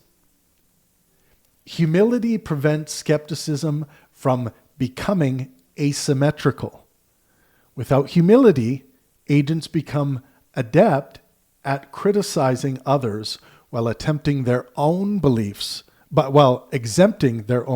from scrutiny. Humility does not require self-abasement or performative doubt. It requires honest calibration. Adaptability governs belief revision. It is the capacity and willingness to update beliefs when reasons change. Without adaptability, inquiry stagnates. Beliefs harden into identity markers rather than truth trackers. Adaptability without skepticism leads to instability. Adaptability without humility leads to performative revision. Only when all three components operate together does inquiry remain stable, corrigible, and productive. This triadic structure clarifies why fallibilism is not simply skepticism under another name. Skepticism is one component within a meta-epistemic system. Fallibilism is the system itself. So, thoughts on methodological skepticism, epistemic humility, and adaptability as the three subcategories of fallibilism. Yeah, neat. It's always important to consider the alternatives, you know? Even if, and I'm starting to think already how humility and adaptability can also feed into this, but even if you know that there's a route in which you can navigate yourself to achieve whatever your purpose is, there can still be alternatives in which you should be able to adapt to. Now, you know, I'll have to think about those three things in a triadic union a little bit more, but I can't see any immediate issue with it. What the three... humility is great. What they're getting at here is, I thought it was important to try to outline not just the definitions of fallibilism and the taxonomical conceptual clarification of where it sits, but also the things that give rise to it, the things that it's made of, if we're to imagine it as its own entity with its own material. And I think methodological skepticism is quite obvious given the historical example of, without that impetus to skepticism, even though radical skepticism took over, perhaps fallibilism, the phenomena by which we abstracted fallibilism, may not have manifest. And I do think that it's one of the subcategories is what I'm calling it. Thomas, do you have any thoughts? Oh, of course, of course, my dear. This is the same certaintist, foundationalist argument if we're talking about just back to regular epistemology and not meta-epistemic standards right now. The Munchausen trilemma, which is basically for everybody watching, it's how does justification work? What's the mechanism of justification? And a foundationalist / certaintist is going to be like, well, there's an ultimate one. There's an answer. It's not, it can't be revised forever. There's a final point. They're always going to say that if you don't choose that, you're a relativist or you're a nihilist, or they're going to attack that day in and day out. And then you just say, bro, how do you prove certainty? And that's the problem they're never going to be able to do. If we look at those three things, adaptability, all of those, that we have data and evidence that shows us that those three things allow humans to survive and thrive. And that's literally what we've done for hundreds of thousands of years, millions. Right. That is a fact. We can get into the philosophical implications. Thomas, since we've talked about natural technology. You just touched on a beautiful thing. Yes, sir. The greater point of fallibilism that is never acknowledged, it's never given the proper attention and accolade. Fallibilism is responsible for our survival. Bingo.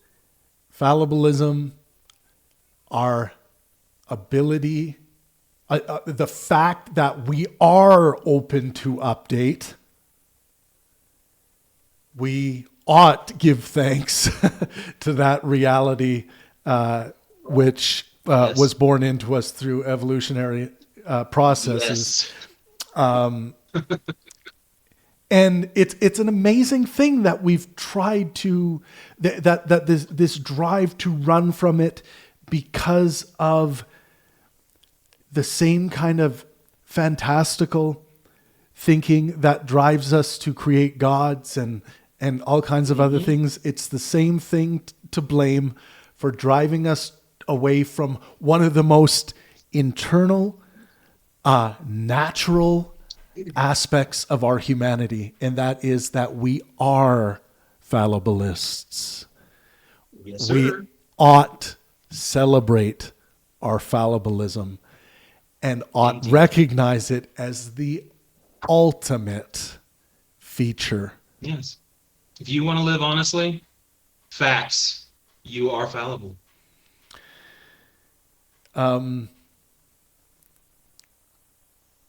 Because and I can already hear the critiques, like even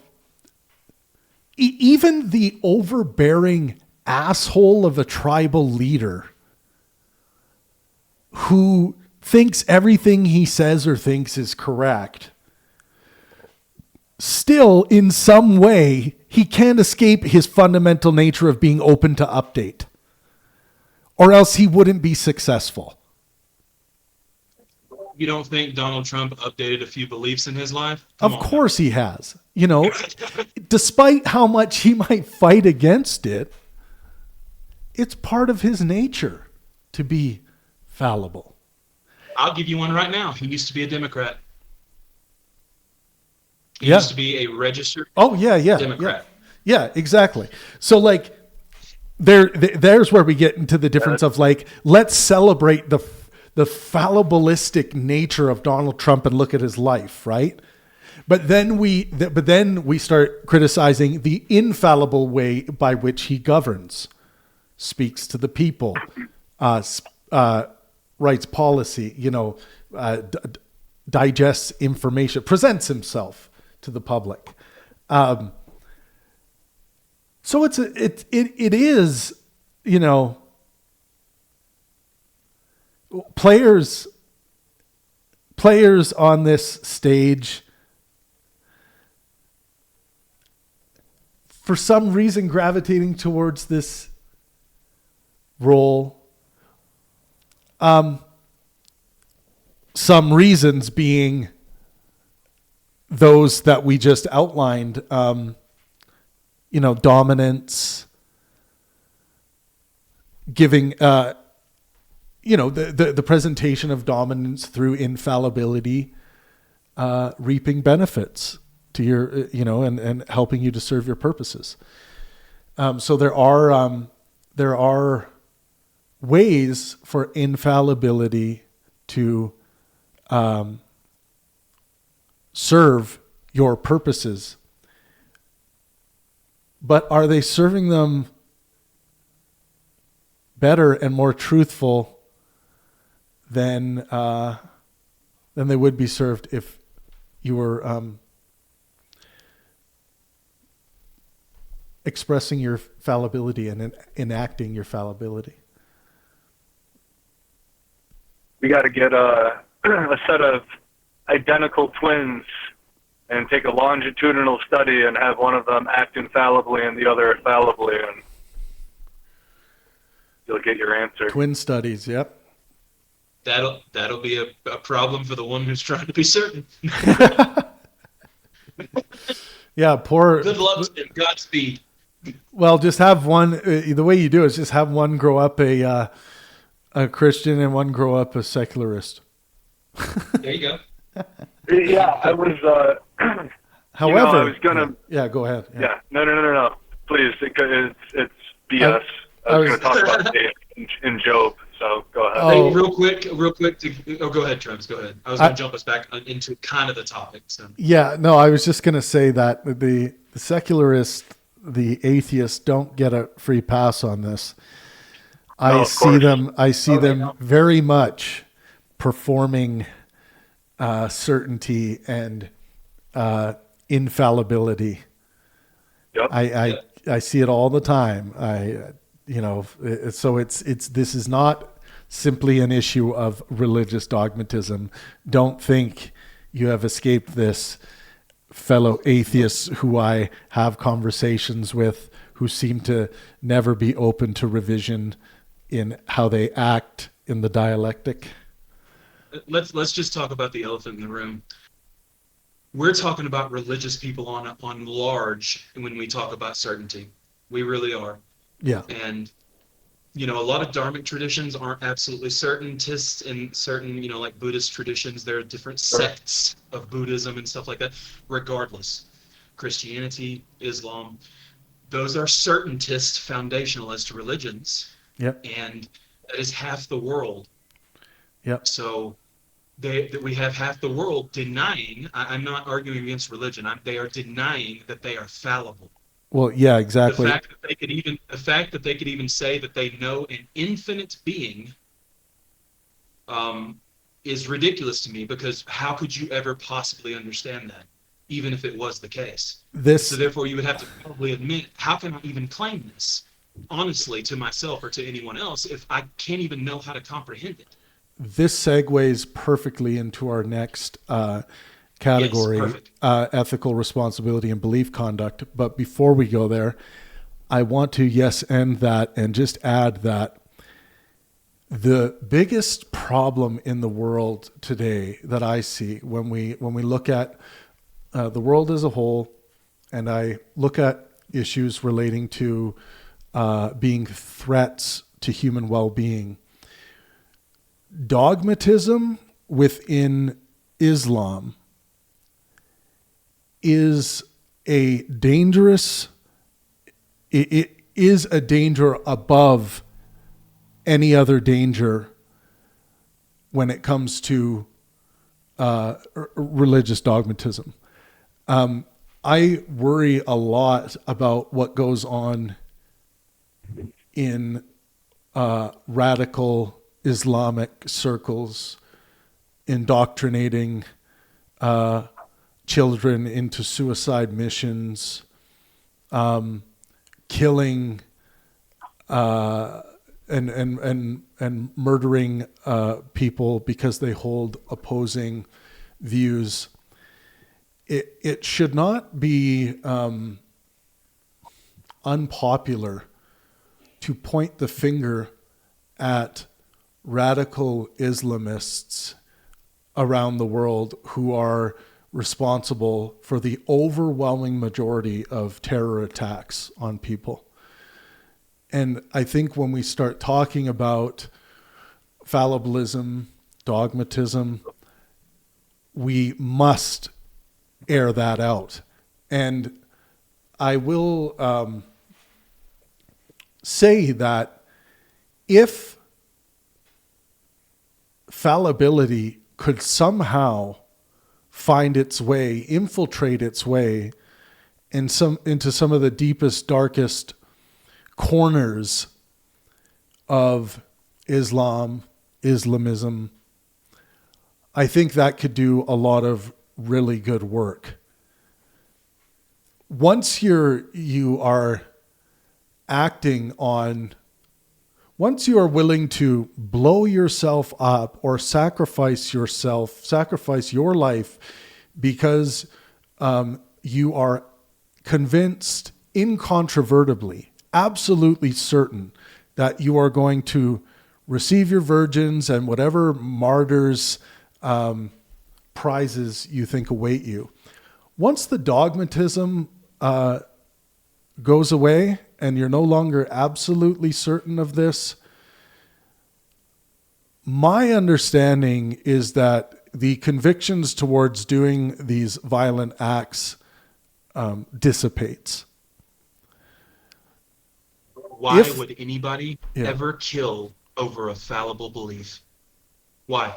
Yeah, exactly. So Why would anybody ever need to kill anyone else for that? Go ahead. So yes, right on. And in our conversation, or in the conversation that we produced, the 4-part series between Sam Harris and Jordan Peterson, they got into this, and Sam Harris rightfully identified the that dogmatism is the seems to be the key problem here, which is a war of ideas problem, and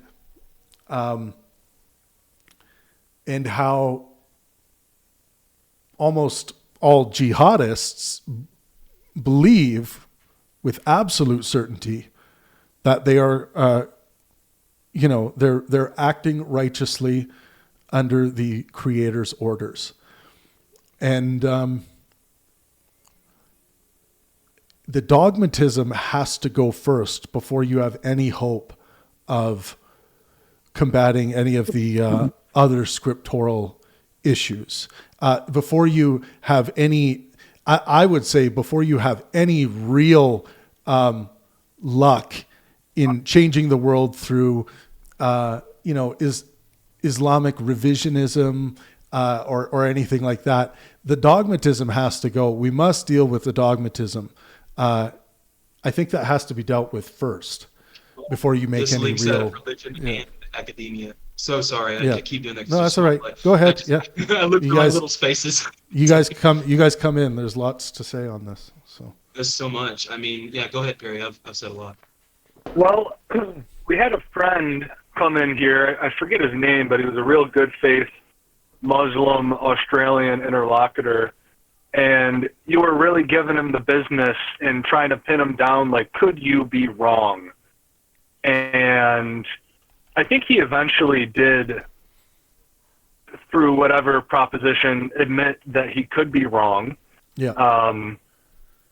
But yeah, I think you're surely correct that that is the correct route to unravel the thread, the unweave the thread in the quilt to start there, and from there you start to deal with the suicide bombings and all of those things that you mentioned that you're worried about. If I may ask a question, what would you tell the radical Islamist who is fallible? He admits he's fallible, which maybe doesn't make him radical anymore, but he's an Islamist, but he fears hell and Hades. Yeah. And so that's really pertinent on his mind, and it seems that that sentiment there is affecting his beliefs quite a bit.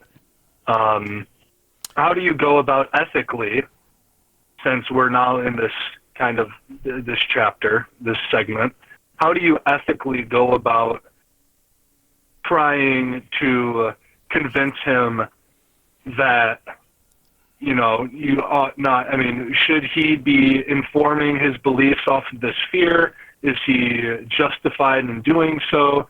What kind of conversation would you have? I don't know exactly what question to ask here, but how would you go about that? In my experience in talking to people who hold these beliefs, and what's been useful, first of all, and we will get into this once we get into the communication chapter, we will talk about the good faith, helpful dialectic.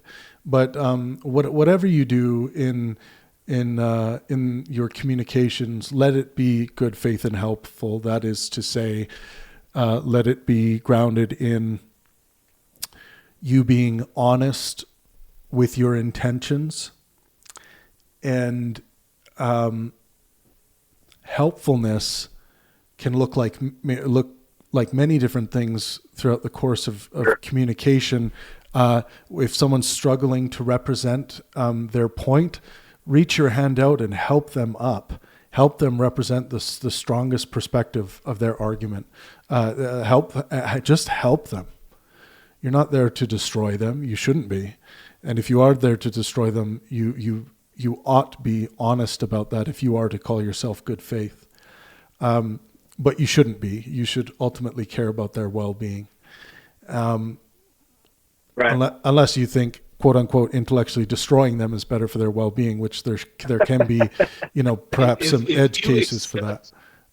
Yeah. If you accept fallibilism as, I don't care if it's the ism, if you accept that revisional process, I don't know personally how you could hold on to a religious belief from the Bible or from the Quran. Yeah. I really don't understand how it could be possible. So yeah.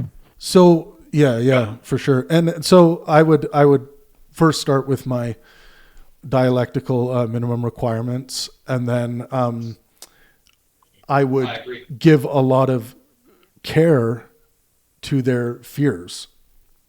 If they are in fact being good faith, then they are representing true fears that they have. These fears need to be acknowledged with care, and I would explore that with them if they were willing to explore it. Now, I would give them, I would then follow up and give them my particular epistemic issues with what they believe, again, in a good faith, helpful way. And you have to get them to admit they care about if they were, and if they were, in fact, fallible, a lot of the work at that point would be to start talking about where fallibility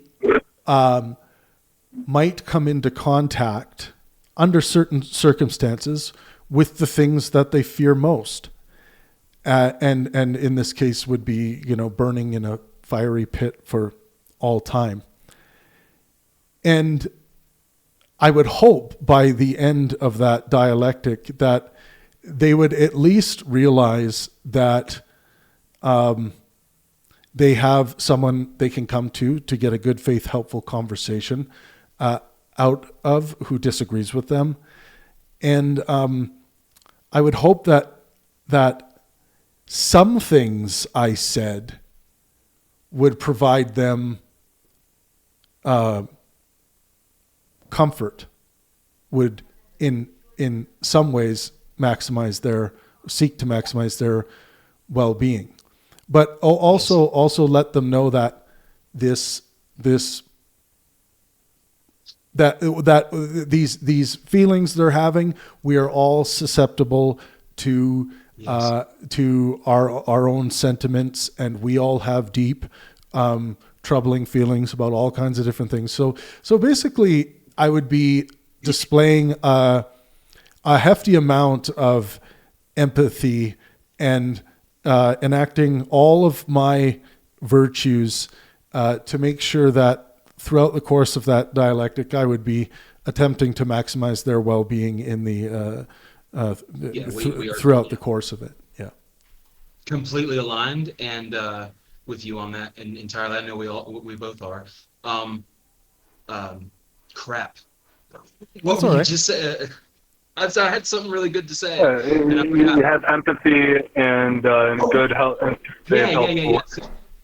Yeah. So what I'm going to elaborate on what literally Travis just explained, which is the perfect way to validate someone. Validation in psychology basically just says, I see you as a human being. I understand you have an opinion. I understand that you have your belief system. I respect that you have that, and I respect that you might struggle with that. You might have all that kind of stuff, right? You're giving them that as a human, but you're all not saying, I agree with what you are, the content of what you are saying.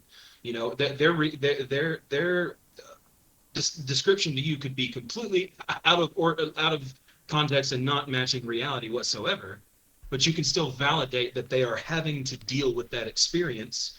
And therefore, what this does is allows people to see, hey, this guy I'm talking to is also fallible. You know what I mean? And what that does is it creates trust. Without fallibility, there is no trust.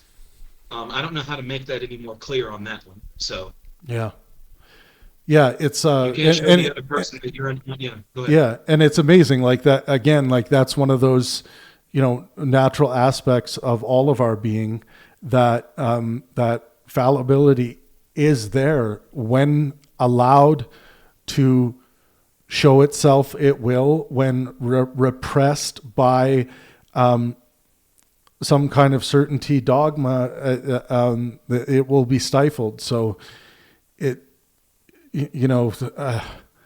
just kind of, it's just about letting that part of you out is going to relieve so much that we've already outlined in other sections, but it's the allow yourself to be relieved from the stress and anxiety of infallibility. Yes. And it's simple. You just accept that you are open to revision on everything, and that's where you start. And as we have talked through the praxis here today of what fallibilism looks in a Pangburnian sense when acted upon, that takes many different forms. But the start is to really embody fallibilism and truly come to believe that we are actually infallible, and we ought promote that aspect of ourselves. It's a big part of who we are. Ethical responsibility and belief conduct. We just talked a bit about this. So beliefs guide action, actions affect others. This simple fact carries profound ethical implications. Belief formation is not morally neutral. When beliefs justify harm, exclusion, coercion, or domination, epistemic irresponsibility becomes moral failure. This intersection, this is where how your epistemic nature handled irresponsibly becomes a moral failure in and of itself. So dogmatic certainty is especially dangerous in this regard. When beliefs are treated as beyond revision, disagreement is interpreted as irrationality or malice. This reframing licenses coercion. History repeatedly demonstrates that atrocities are enabled not by doubt, but by certainty. Again, history repeatedly demonstrates that atrocities are enabled not by doubt, but by certainty. Fallibilism provides an ethical corrective. By requiring acknowledgement of uncertainty and openness to revision, fallibilism undermines the moral logic of domination. It reframes disagreement as epistemically informative rather than morally threatening. So, disagreement ought be framed as epistemically informative rather than morally threatening. This does not entail moral relativism or paralysis. One can hold strong moral commitments while remaining fallible about one's understanding of how best to realize them. Moral seriousness does not require epistemic infallibility. Pangburnian fallibilism therefore grounds a moral theory of discourse. Ethical communication requires honesty about uncertainty, responsiveness to counterargument, and refusal to weaponize conviction. The moral failing is not holding strong beliefs, it is holding them irresponsibly. A predictable objection claims that this moralization of beliefs risks authoritarianism of its own. Who decides what counts as irresponsible belief conduct? The answer is that fallibilism does not empower moral enforcers. It establishes shared procedural norms of inquiry. These norms govern how beliefs are managed, not which beliefs must be held. Again, the answer is that fallibilism does not empower moral enforcers. It establishes shared procedural norms for inquiry. These norms govern how beliefs are managed, not which beliefs must be held. I talk a lot in the book. I go back to make sure people are not confusing the taxonomy of fallibilism. I do that a lot. I would like to point out fallibilism certainty does not lack of certainty certainty does not delete confidence. Yes. So certainty, confidence is what we need based on reason and evidence, not certainty. We need confidence because we have to revise that confidence. Certainty would make it to where we can't revise it, and we would not survive and thrive. It all comes back to that, literally. Right. Well-being. So, any more thoughts, guys, on before I read the scientific breakdown and the impact on well-being for ethical responsibility and belief conduct? Any more thoughts here on that? Sure, I'll give a quick one. I deal with contrarians all the time, and when you can't come to some common ground on whatever it may be, in this case fallibilism, you never leave stage one of the conversation. So these sort of meta-normative principles are very important. Thomas has a very good categorical imperative. We all try to give our own CIs. Thomas's is act in a way that you want to treat others, and then figure out how they want to be treated. And then, as in Chapter 7 we'll discuss more, find a way to synthesize between those two things and find some common ground and compromise. Oftentimes it seems wise that fallibilism should be part of that common ground synthesis that each party should acknowledge and work under. Common ground, I love that, and I love it, Thomas. Common ground is going to lead to bridge building. Once bridges are built, the flow of further communication and future projects between the two of you are much more likely. So in the good faith, helpful dialectic that I promote, what I find to be very helpful is to produce structures together, build bridges. Teamwork. And yes, that's, and yes, an air of, a feeling of teamwork in the dialectic that's high level helpfulness, in my opinion. Yes. I think that's what we should all strive for when we speak to someone else. Teamwork, even if they're not where you're at. Teamwork. Yes.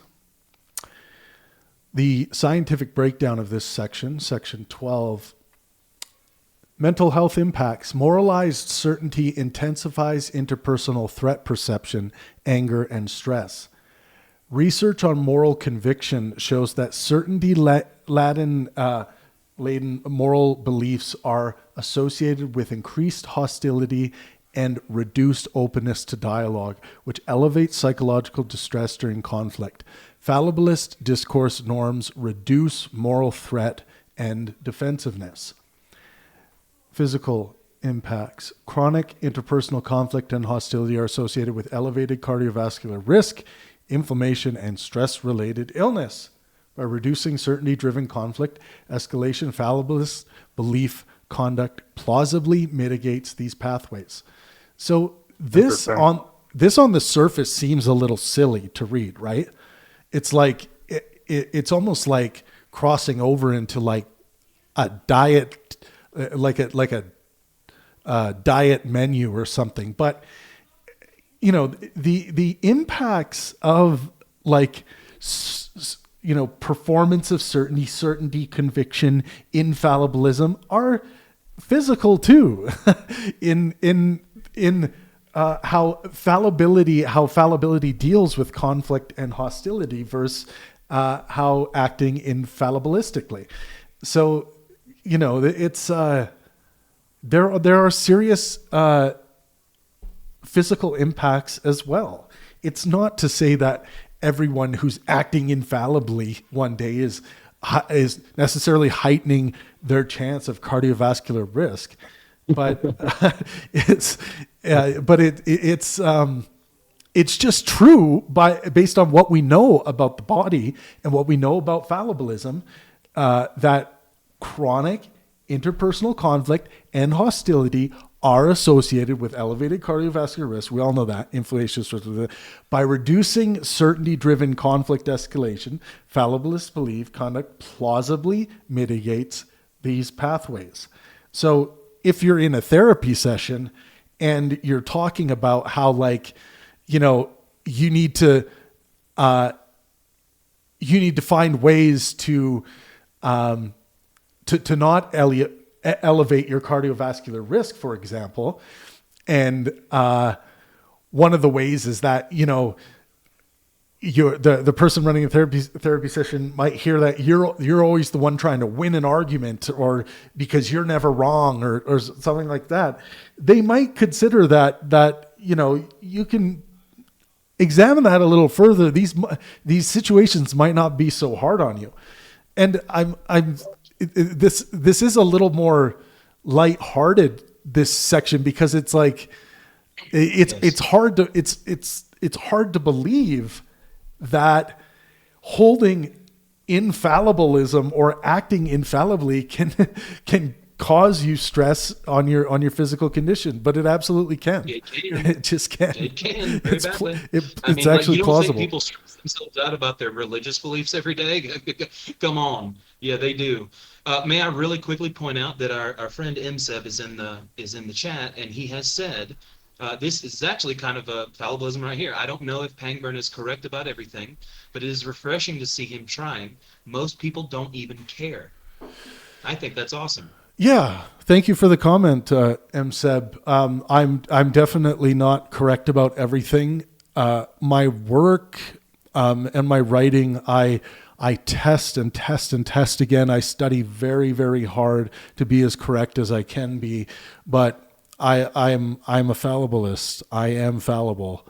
I am open to revision. I don't ever consider my work done. It's always provisional. So that's just the way I go about this and my learning. And I do try very hard. So thank you for noticing. And it is a shame that there aren't more people out there who care about these foundational building blocks to building wisdom. Philosophy is dead. Epistemic nihilism. We can't know anything. Let's stop the show. Well, if I can't be certain. Yeah. No, I agree with that comment, Sub. And that is quite interesting, and maybe one of these days we should look at that empirical data. I can totally see, you know, the certainty. And Thomas is right. Like these religious guys talking about it. Like imagine having some cognitive dissonance and thinking you might go to hell. Yeah. And I mean that's a concoction of stress and cortisol right there, no doubt. So. Yes. So we're actually, I think we're gonna make it today, guys. We got 3 more sections to go through here, and then we're done this chapter. Fallibilism and community. Fallibilism is often framed as an individual virtue. Pangburnian fallibilism extends it into the communal domain. Inquiry is a collective enterprise. Knowledge advances through shared criticism, division of cognitive labor, and mutual correction. Communities that reward certainty signaling over epistemic responsibility degrade this inquiry. Members learn that status is gained by confidence rather than accuracy. Dissent becomes costly. Revision becomes humiliating. Such communities become brittle. Fallibilist communities operate differently. They reward correction rather than certainty. They treat revision as epistemic progress rather than defeat. They maintain norms that separate disagreement from disrespect. Conflict still occurs, but it is epistemically productive rather than corrosive. So imagine a world, or imagine a community where conflict still occurs, but it is epistemically productive rather than corrosive. Imagine a Democrat versus Republican community that was epistemically productive rather than corrosive. Imagine a National Socialist movement and Jewish community that was epistemically productive rather than corrosive. And on and on and on and on. So I think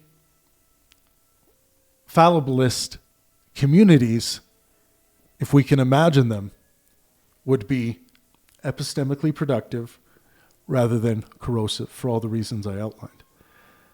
What do you guys think about our community here? I know we foster fallibilism here, and for the most part, I think those in the Pangburn universe it almost seems so foreign when people are purely operating infallibly. So I like to think that we have fostered a lot of fallibilism in our community here. I don't roam around too much, but the few places that I do, they're certainly incomparable in regards to, I won't say that other places don't have constructive conflict, as you describe, epistemically, but they certainly don't foster fallibilism as a means to that end. And you can kind of see how it is foreign, not only for us to seeing the infallibilist, but the infallibilist, when they walk in here, trying to operate under that infallibility, and the disjunction is noticeable right away. What would a world be like with that as the means, rather than big fish eat little fish, for example? It'd be heaven. It'd be heaven on earth, something similar to that. Well-being would be likely, thought of, at least indirectly, as we've mentioned, the unhealth that we get from infallibility in certaintist ideologies. I mean, it would be great, politically, scientifically, even religiously, Yes. Yeah. I mean, I just in a brass tacks kind of way, how do you make friends long term if you're just trying to be certain about all kinds of things? How do you do that? Well, that's very difficult, because there are a lot of friendships out there that really are on a tightrope, and yes, they're not treating each other fallibilistically, in that if someone says the wrong thing from the other's perspective, or comes to believe the wrong thing, or holds a particular political attitude, then other people feel justified in ending that friendship.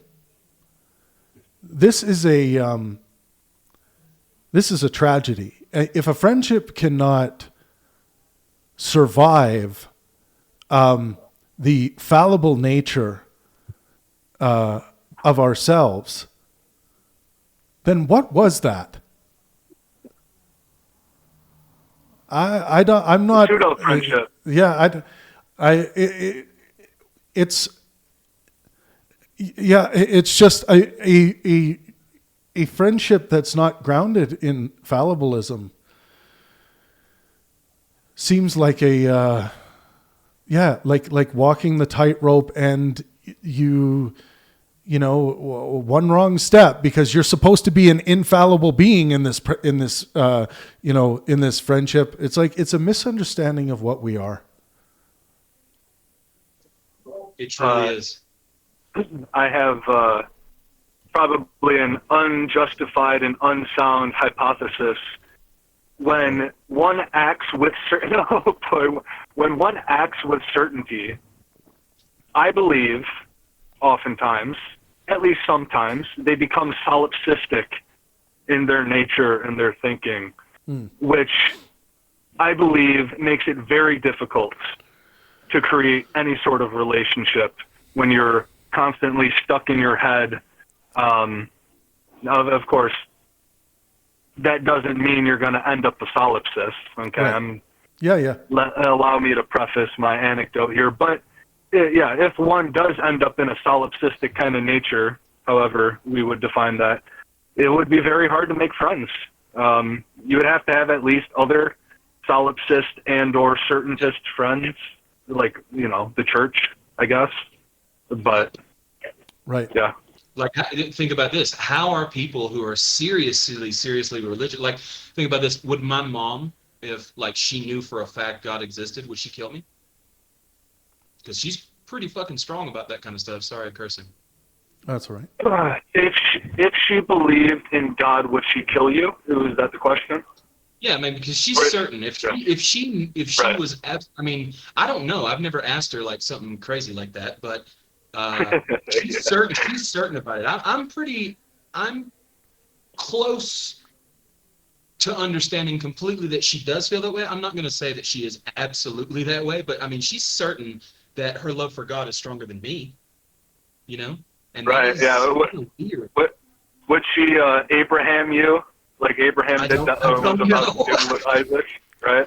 I don't know, and that's my mom is a wonderful angel, beautiful person, and the reason why I am the way I am. But she is definitely in deep. She's an anesthesiologist who is not fallible enough to realize and look at the reason and evidence. She doesn't believe that evolution is. And I'm like, man, you took this in school. You've seen the reason and evidence. This is why fallibilism is so important. It's so important because it ties directly to well-being. It is well-being. I mean, just not even just metaphorically. It pretty much is. Yeah. So right. I mean, if she, go ahead. Yeah, this once we get to the synthesis chapter, like we will go, well-being will be the next chapter we go through. But once we get to the synthesis chapter, man, that's going to be a slow move through everything, because we're going to be stacking these virtues on top of others and playing with them like chess pieces, and it's going to be a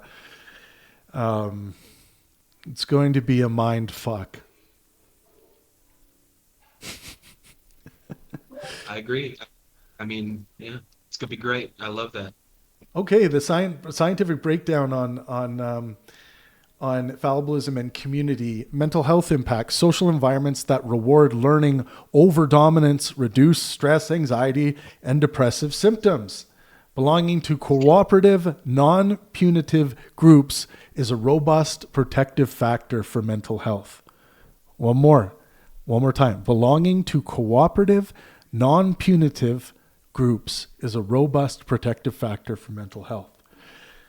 Physical health impacts: strong social integration and low conflict communities are associated with reduced mortality risk and improved immune and cardiovascular outcomes. Again, sounds silly. How could fallibilism ever affect the cardiovascular outcomes?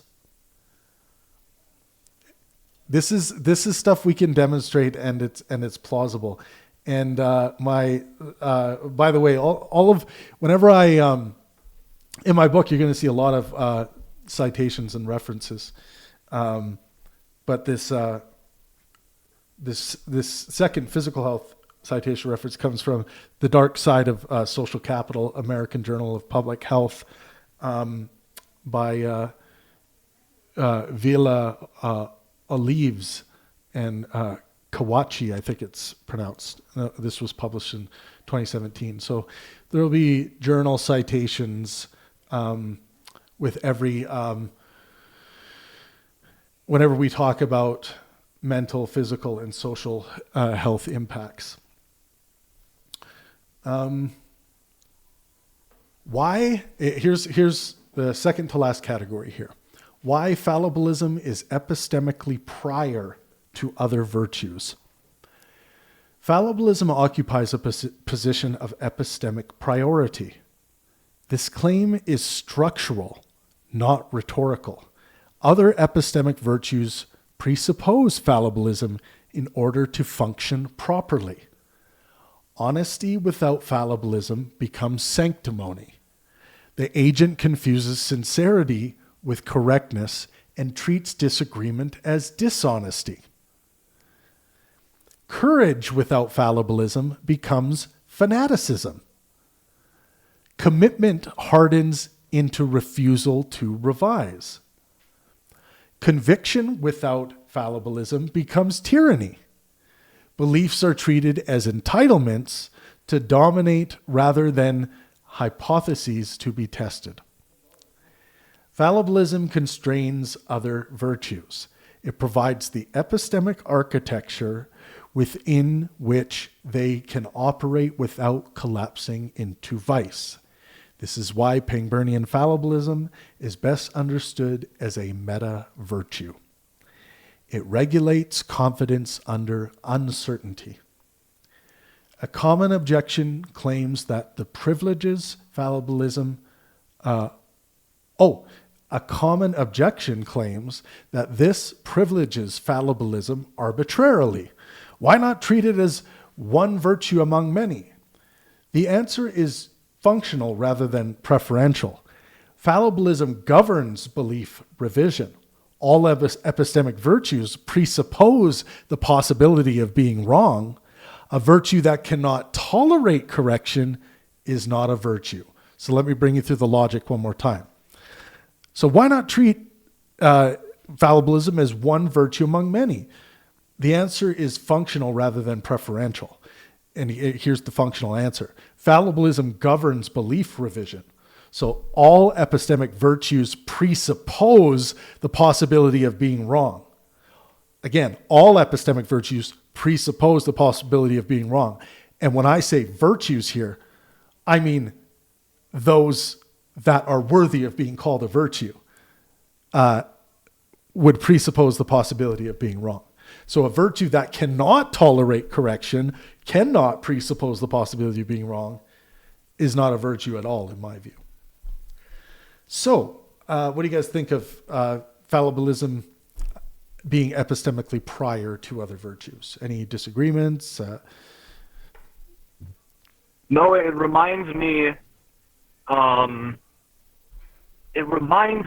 of falsifiability in a way. Something that can't be falsified, that can't be falsified is therefore by definition unfalsifiable. It's not functional. If something's unfalsifiable, what do we do? The Right. conversation is over. There's no more, if you can't be proven wrong on this, then... Yeah, the only place to go at that point is to talk about why... This is going to be a waste of time. Yeah, the only place to go at that point is to talk about why unfalsifiability is not reliable for the litany of various reasons. Yep, it's not functional. It leads to impasse and stalemate in a conversation if it can't be, if it's not fallible. I mean, if somebody's not even willing to talk about certainty or fallibilism and the difference between and what they fall on and things like that, why even have the conversation? If they're like, yeah, I'm certain God exists. Can you be wrong? No? Okay, well, goodbye. I mean, I don't know really, you know what I mean? Like, I don't know where to go with that. And we shouldn't have to, because that's not the way, like, that's just not the way humans are. I don't want to be super oversimplified, but that's just the facts of it. So, Thomas, would you hold then fallibilism epistemically prior to other virtues? Yes, because in virtue epistemology, that's kind of what they do. It ties in with virtue ethics. If anybody wants to learn about that, go look up virtue epistemology. It's really cool. But yes, I do. I think that epistemology is, I mean, honestly, cognition, psychology, and meta-epistemic norms come before anything: virtues, morals, metaphysics. I don't care what it is. I mean, those, your own psychology and epistemology is all you have. To even start talking about meta-philosophy, meta-normativity, meta-epistemology, you have to. So like this is another way fallibilism ties all back in again, because all of these can be revised as well. Right. Okay. Yeah. I just, yes, I agree. Okay. Okay. We're going to move into the last section here, which is kind of the final synthesis of everything we've went over in, about 6 hours of study together. So taking responsibility for fallibility. Fallibilism is not a concession to weakness. It is an acknowledgement of reality. Finite agents operating under uncertainty cannot responsibly demand certainty. Doing so corrupts inquiry, degrades discourse, and enables harm, as we've outlined. Pangburnian fallibilism offers an alternative. It treats fallibility not as a defect to be hidden, but as a condition to be managed. It replaces certainty with responsibility. It replaces epistemic posturing with epistemic discipline. To be fallible is human. To be Pangburnian is to take responsibility for that fact. Fallibilism is not the end of inquiry. It is the condition under which inquiry remains plausible. Now, I want to go back to something I read at the beginning here and finish with that fallibilism. Sorry. That I got it right. Yes. So, yes, one more time. Fallibilism is not the end of inquiry. It is the condition under which inquiry remains plausible. Okay, so that's kind of the final thought of the chapter as outlined. So, final thoughts on fallibilism, guys.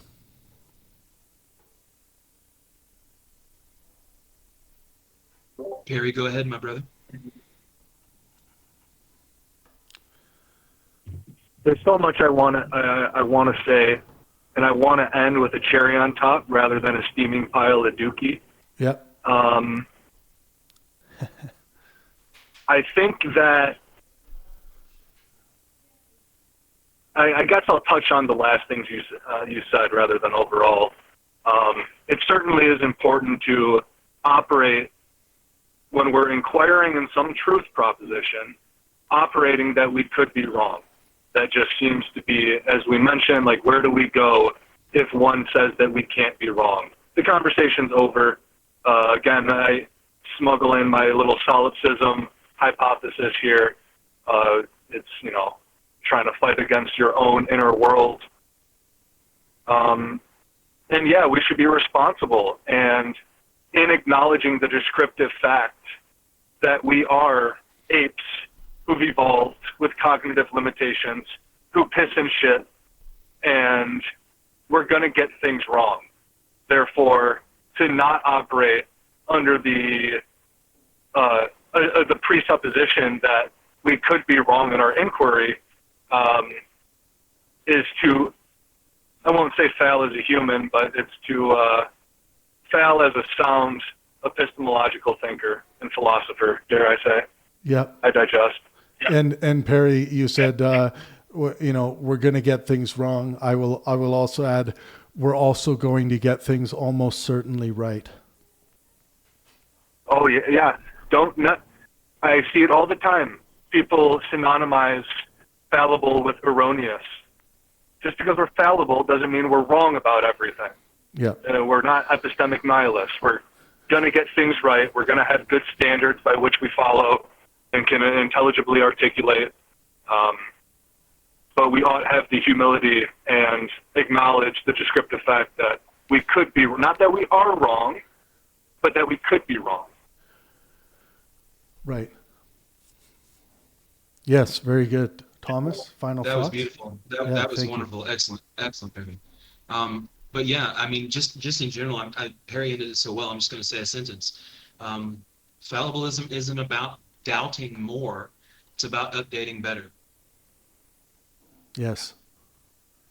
Revision. Yep. Yep. Well, I guess I will say that, remind listeners that it's important that, like when we started this session, the first session, it's important that we deal with the epistemic situation that we actually occupy. And the answer, correspondingly, the scientific answer is that, the biological answer is that we are all fallibilists. That is our nature. And we ought promote and celebrate that nature because it is one of, if not our greatest feature. Wear it on your sleeve. Wear it on your face. Wear it in the dialectic. Be actionable with it. Our cognitive limitations ought not drive us into some epistemic dread where we all of a sudden start doubting our every move. Fallibilism does not call you to do this. It simply calls you to be open to revision on anything. I want to thank Perry and Thomas for joining me for this chapter. I hope they will join me for chapter 2, where we will be getting into a very controversial term that has been debated on the Pangburn stage time and time again, and that is well-being. We're going to be talking about well-being next, and we will go for as long as we need to. All of the chapters in Pangburn Philosophy, the Six Virtues and Maxims, are roughly the same length. So I would suspect that we will probably do 2 3-hour episodes on each chapter. The book currently is somewhere around 400 pages long. So I am working hard to condense the work in a way that is still academic, but full of colloquial, common language clarification. And I hope that by the time this book is done, all adults will be able to read and understand the book, maybe needing some conceptual, definitional upgrade to understand some of it. But for the most part, this book is my prescription to humanity, how to create a more united, better world.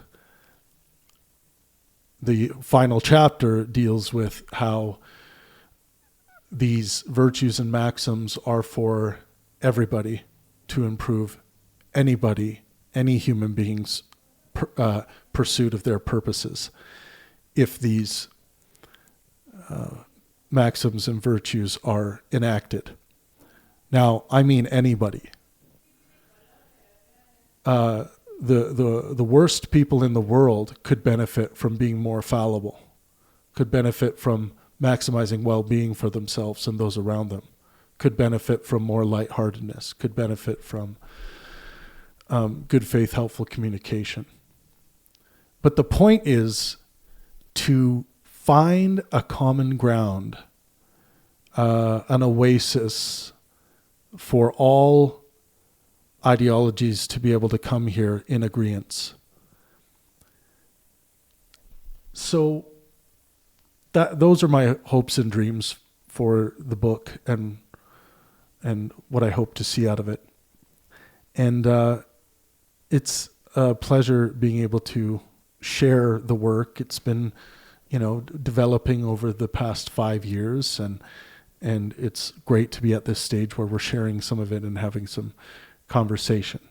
What I am reading from are not the prose from the book, but they're sections kind of squeezed together and minimized for the sake of time, so that we can have conversations, and I'm not just reading sections of the book. So the real prose of the book will be unveiled when the book is released. But thank you all to who came by and watched and listened. And on YouTube, make sure you drop a like, drop a comment, let us know what you think. And I will leave you with the maxim to finish off this session, and that is that certainty is almost certainly unattainable. Thank you.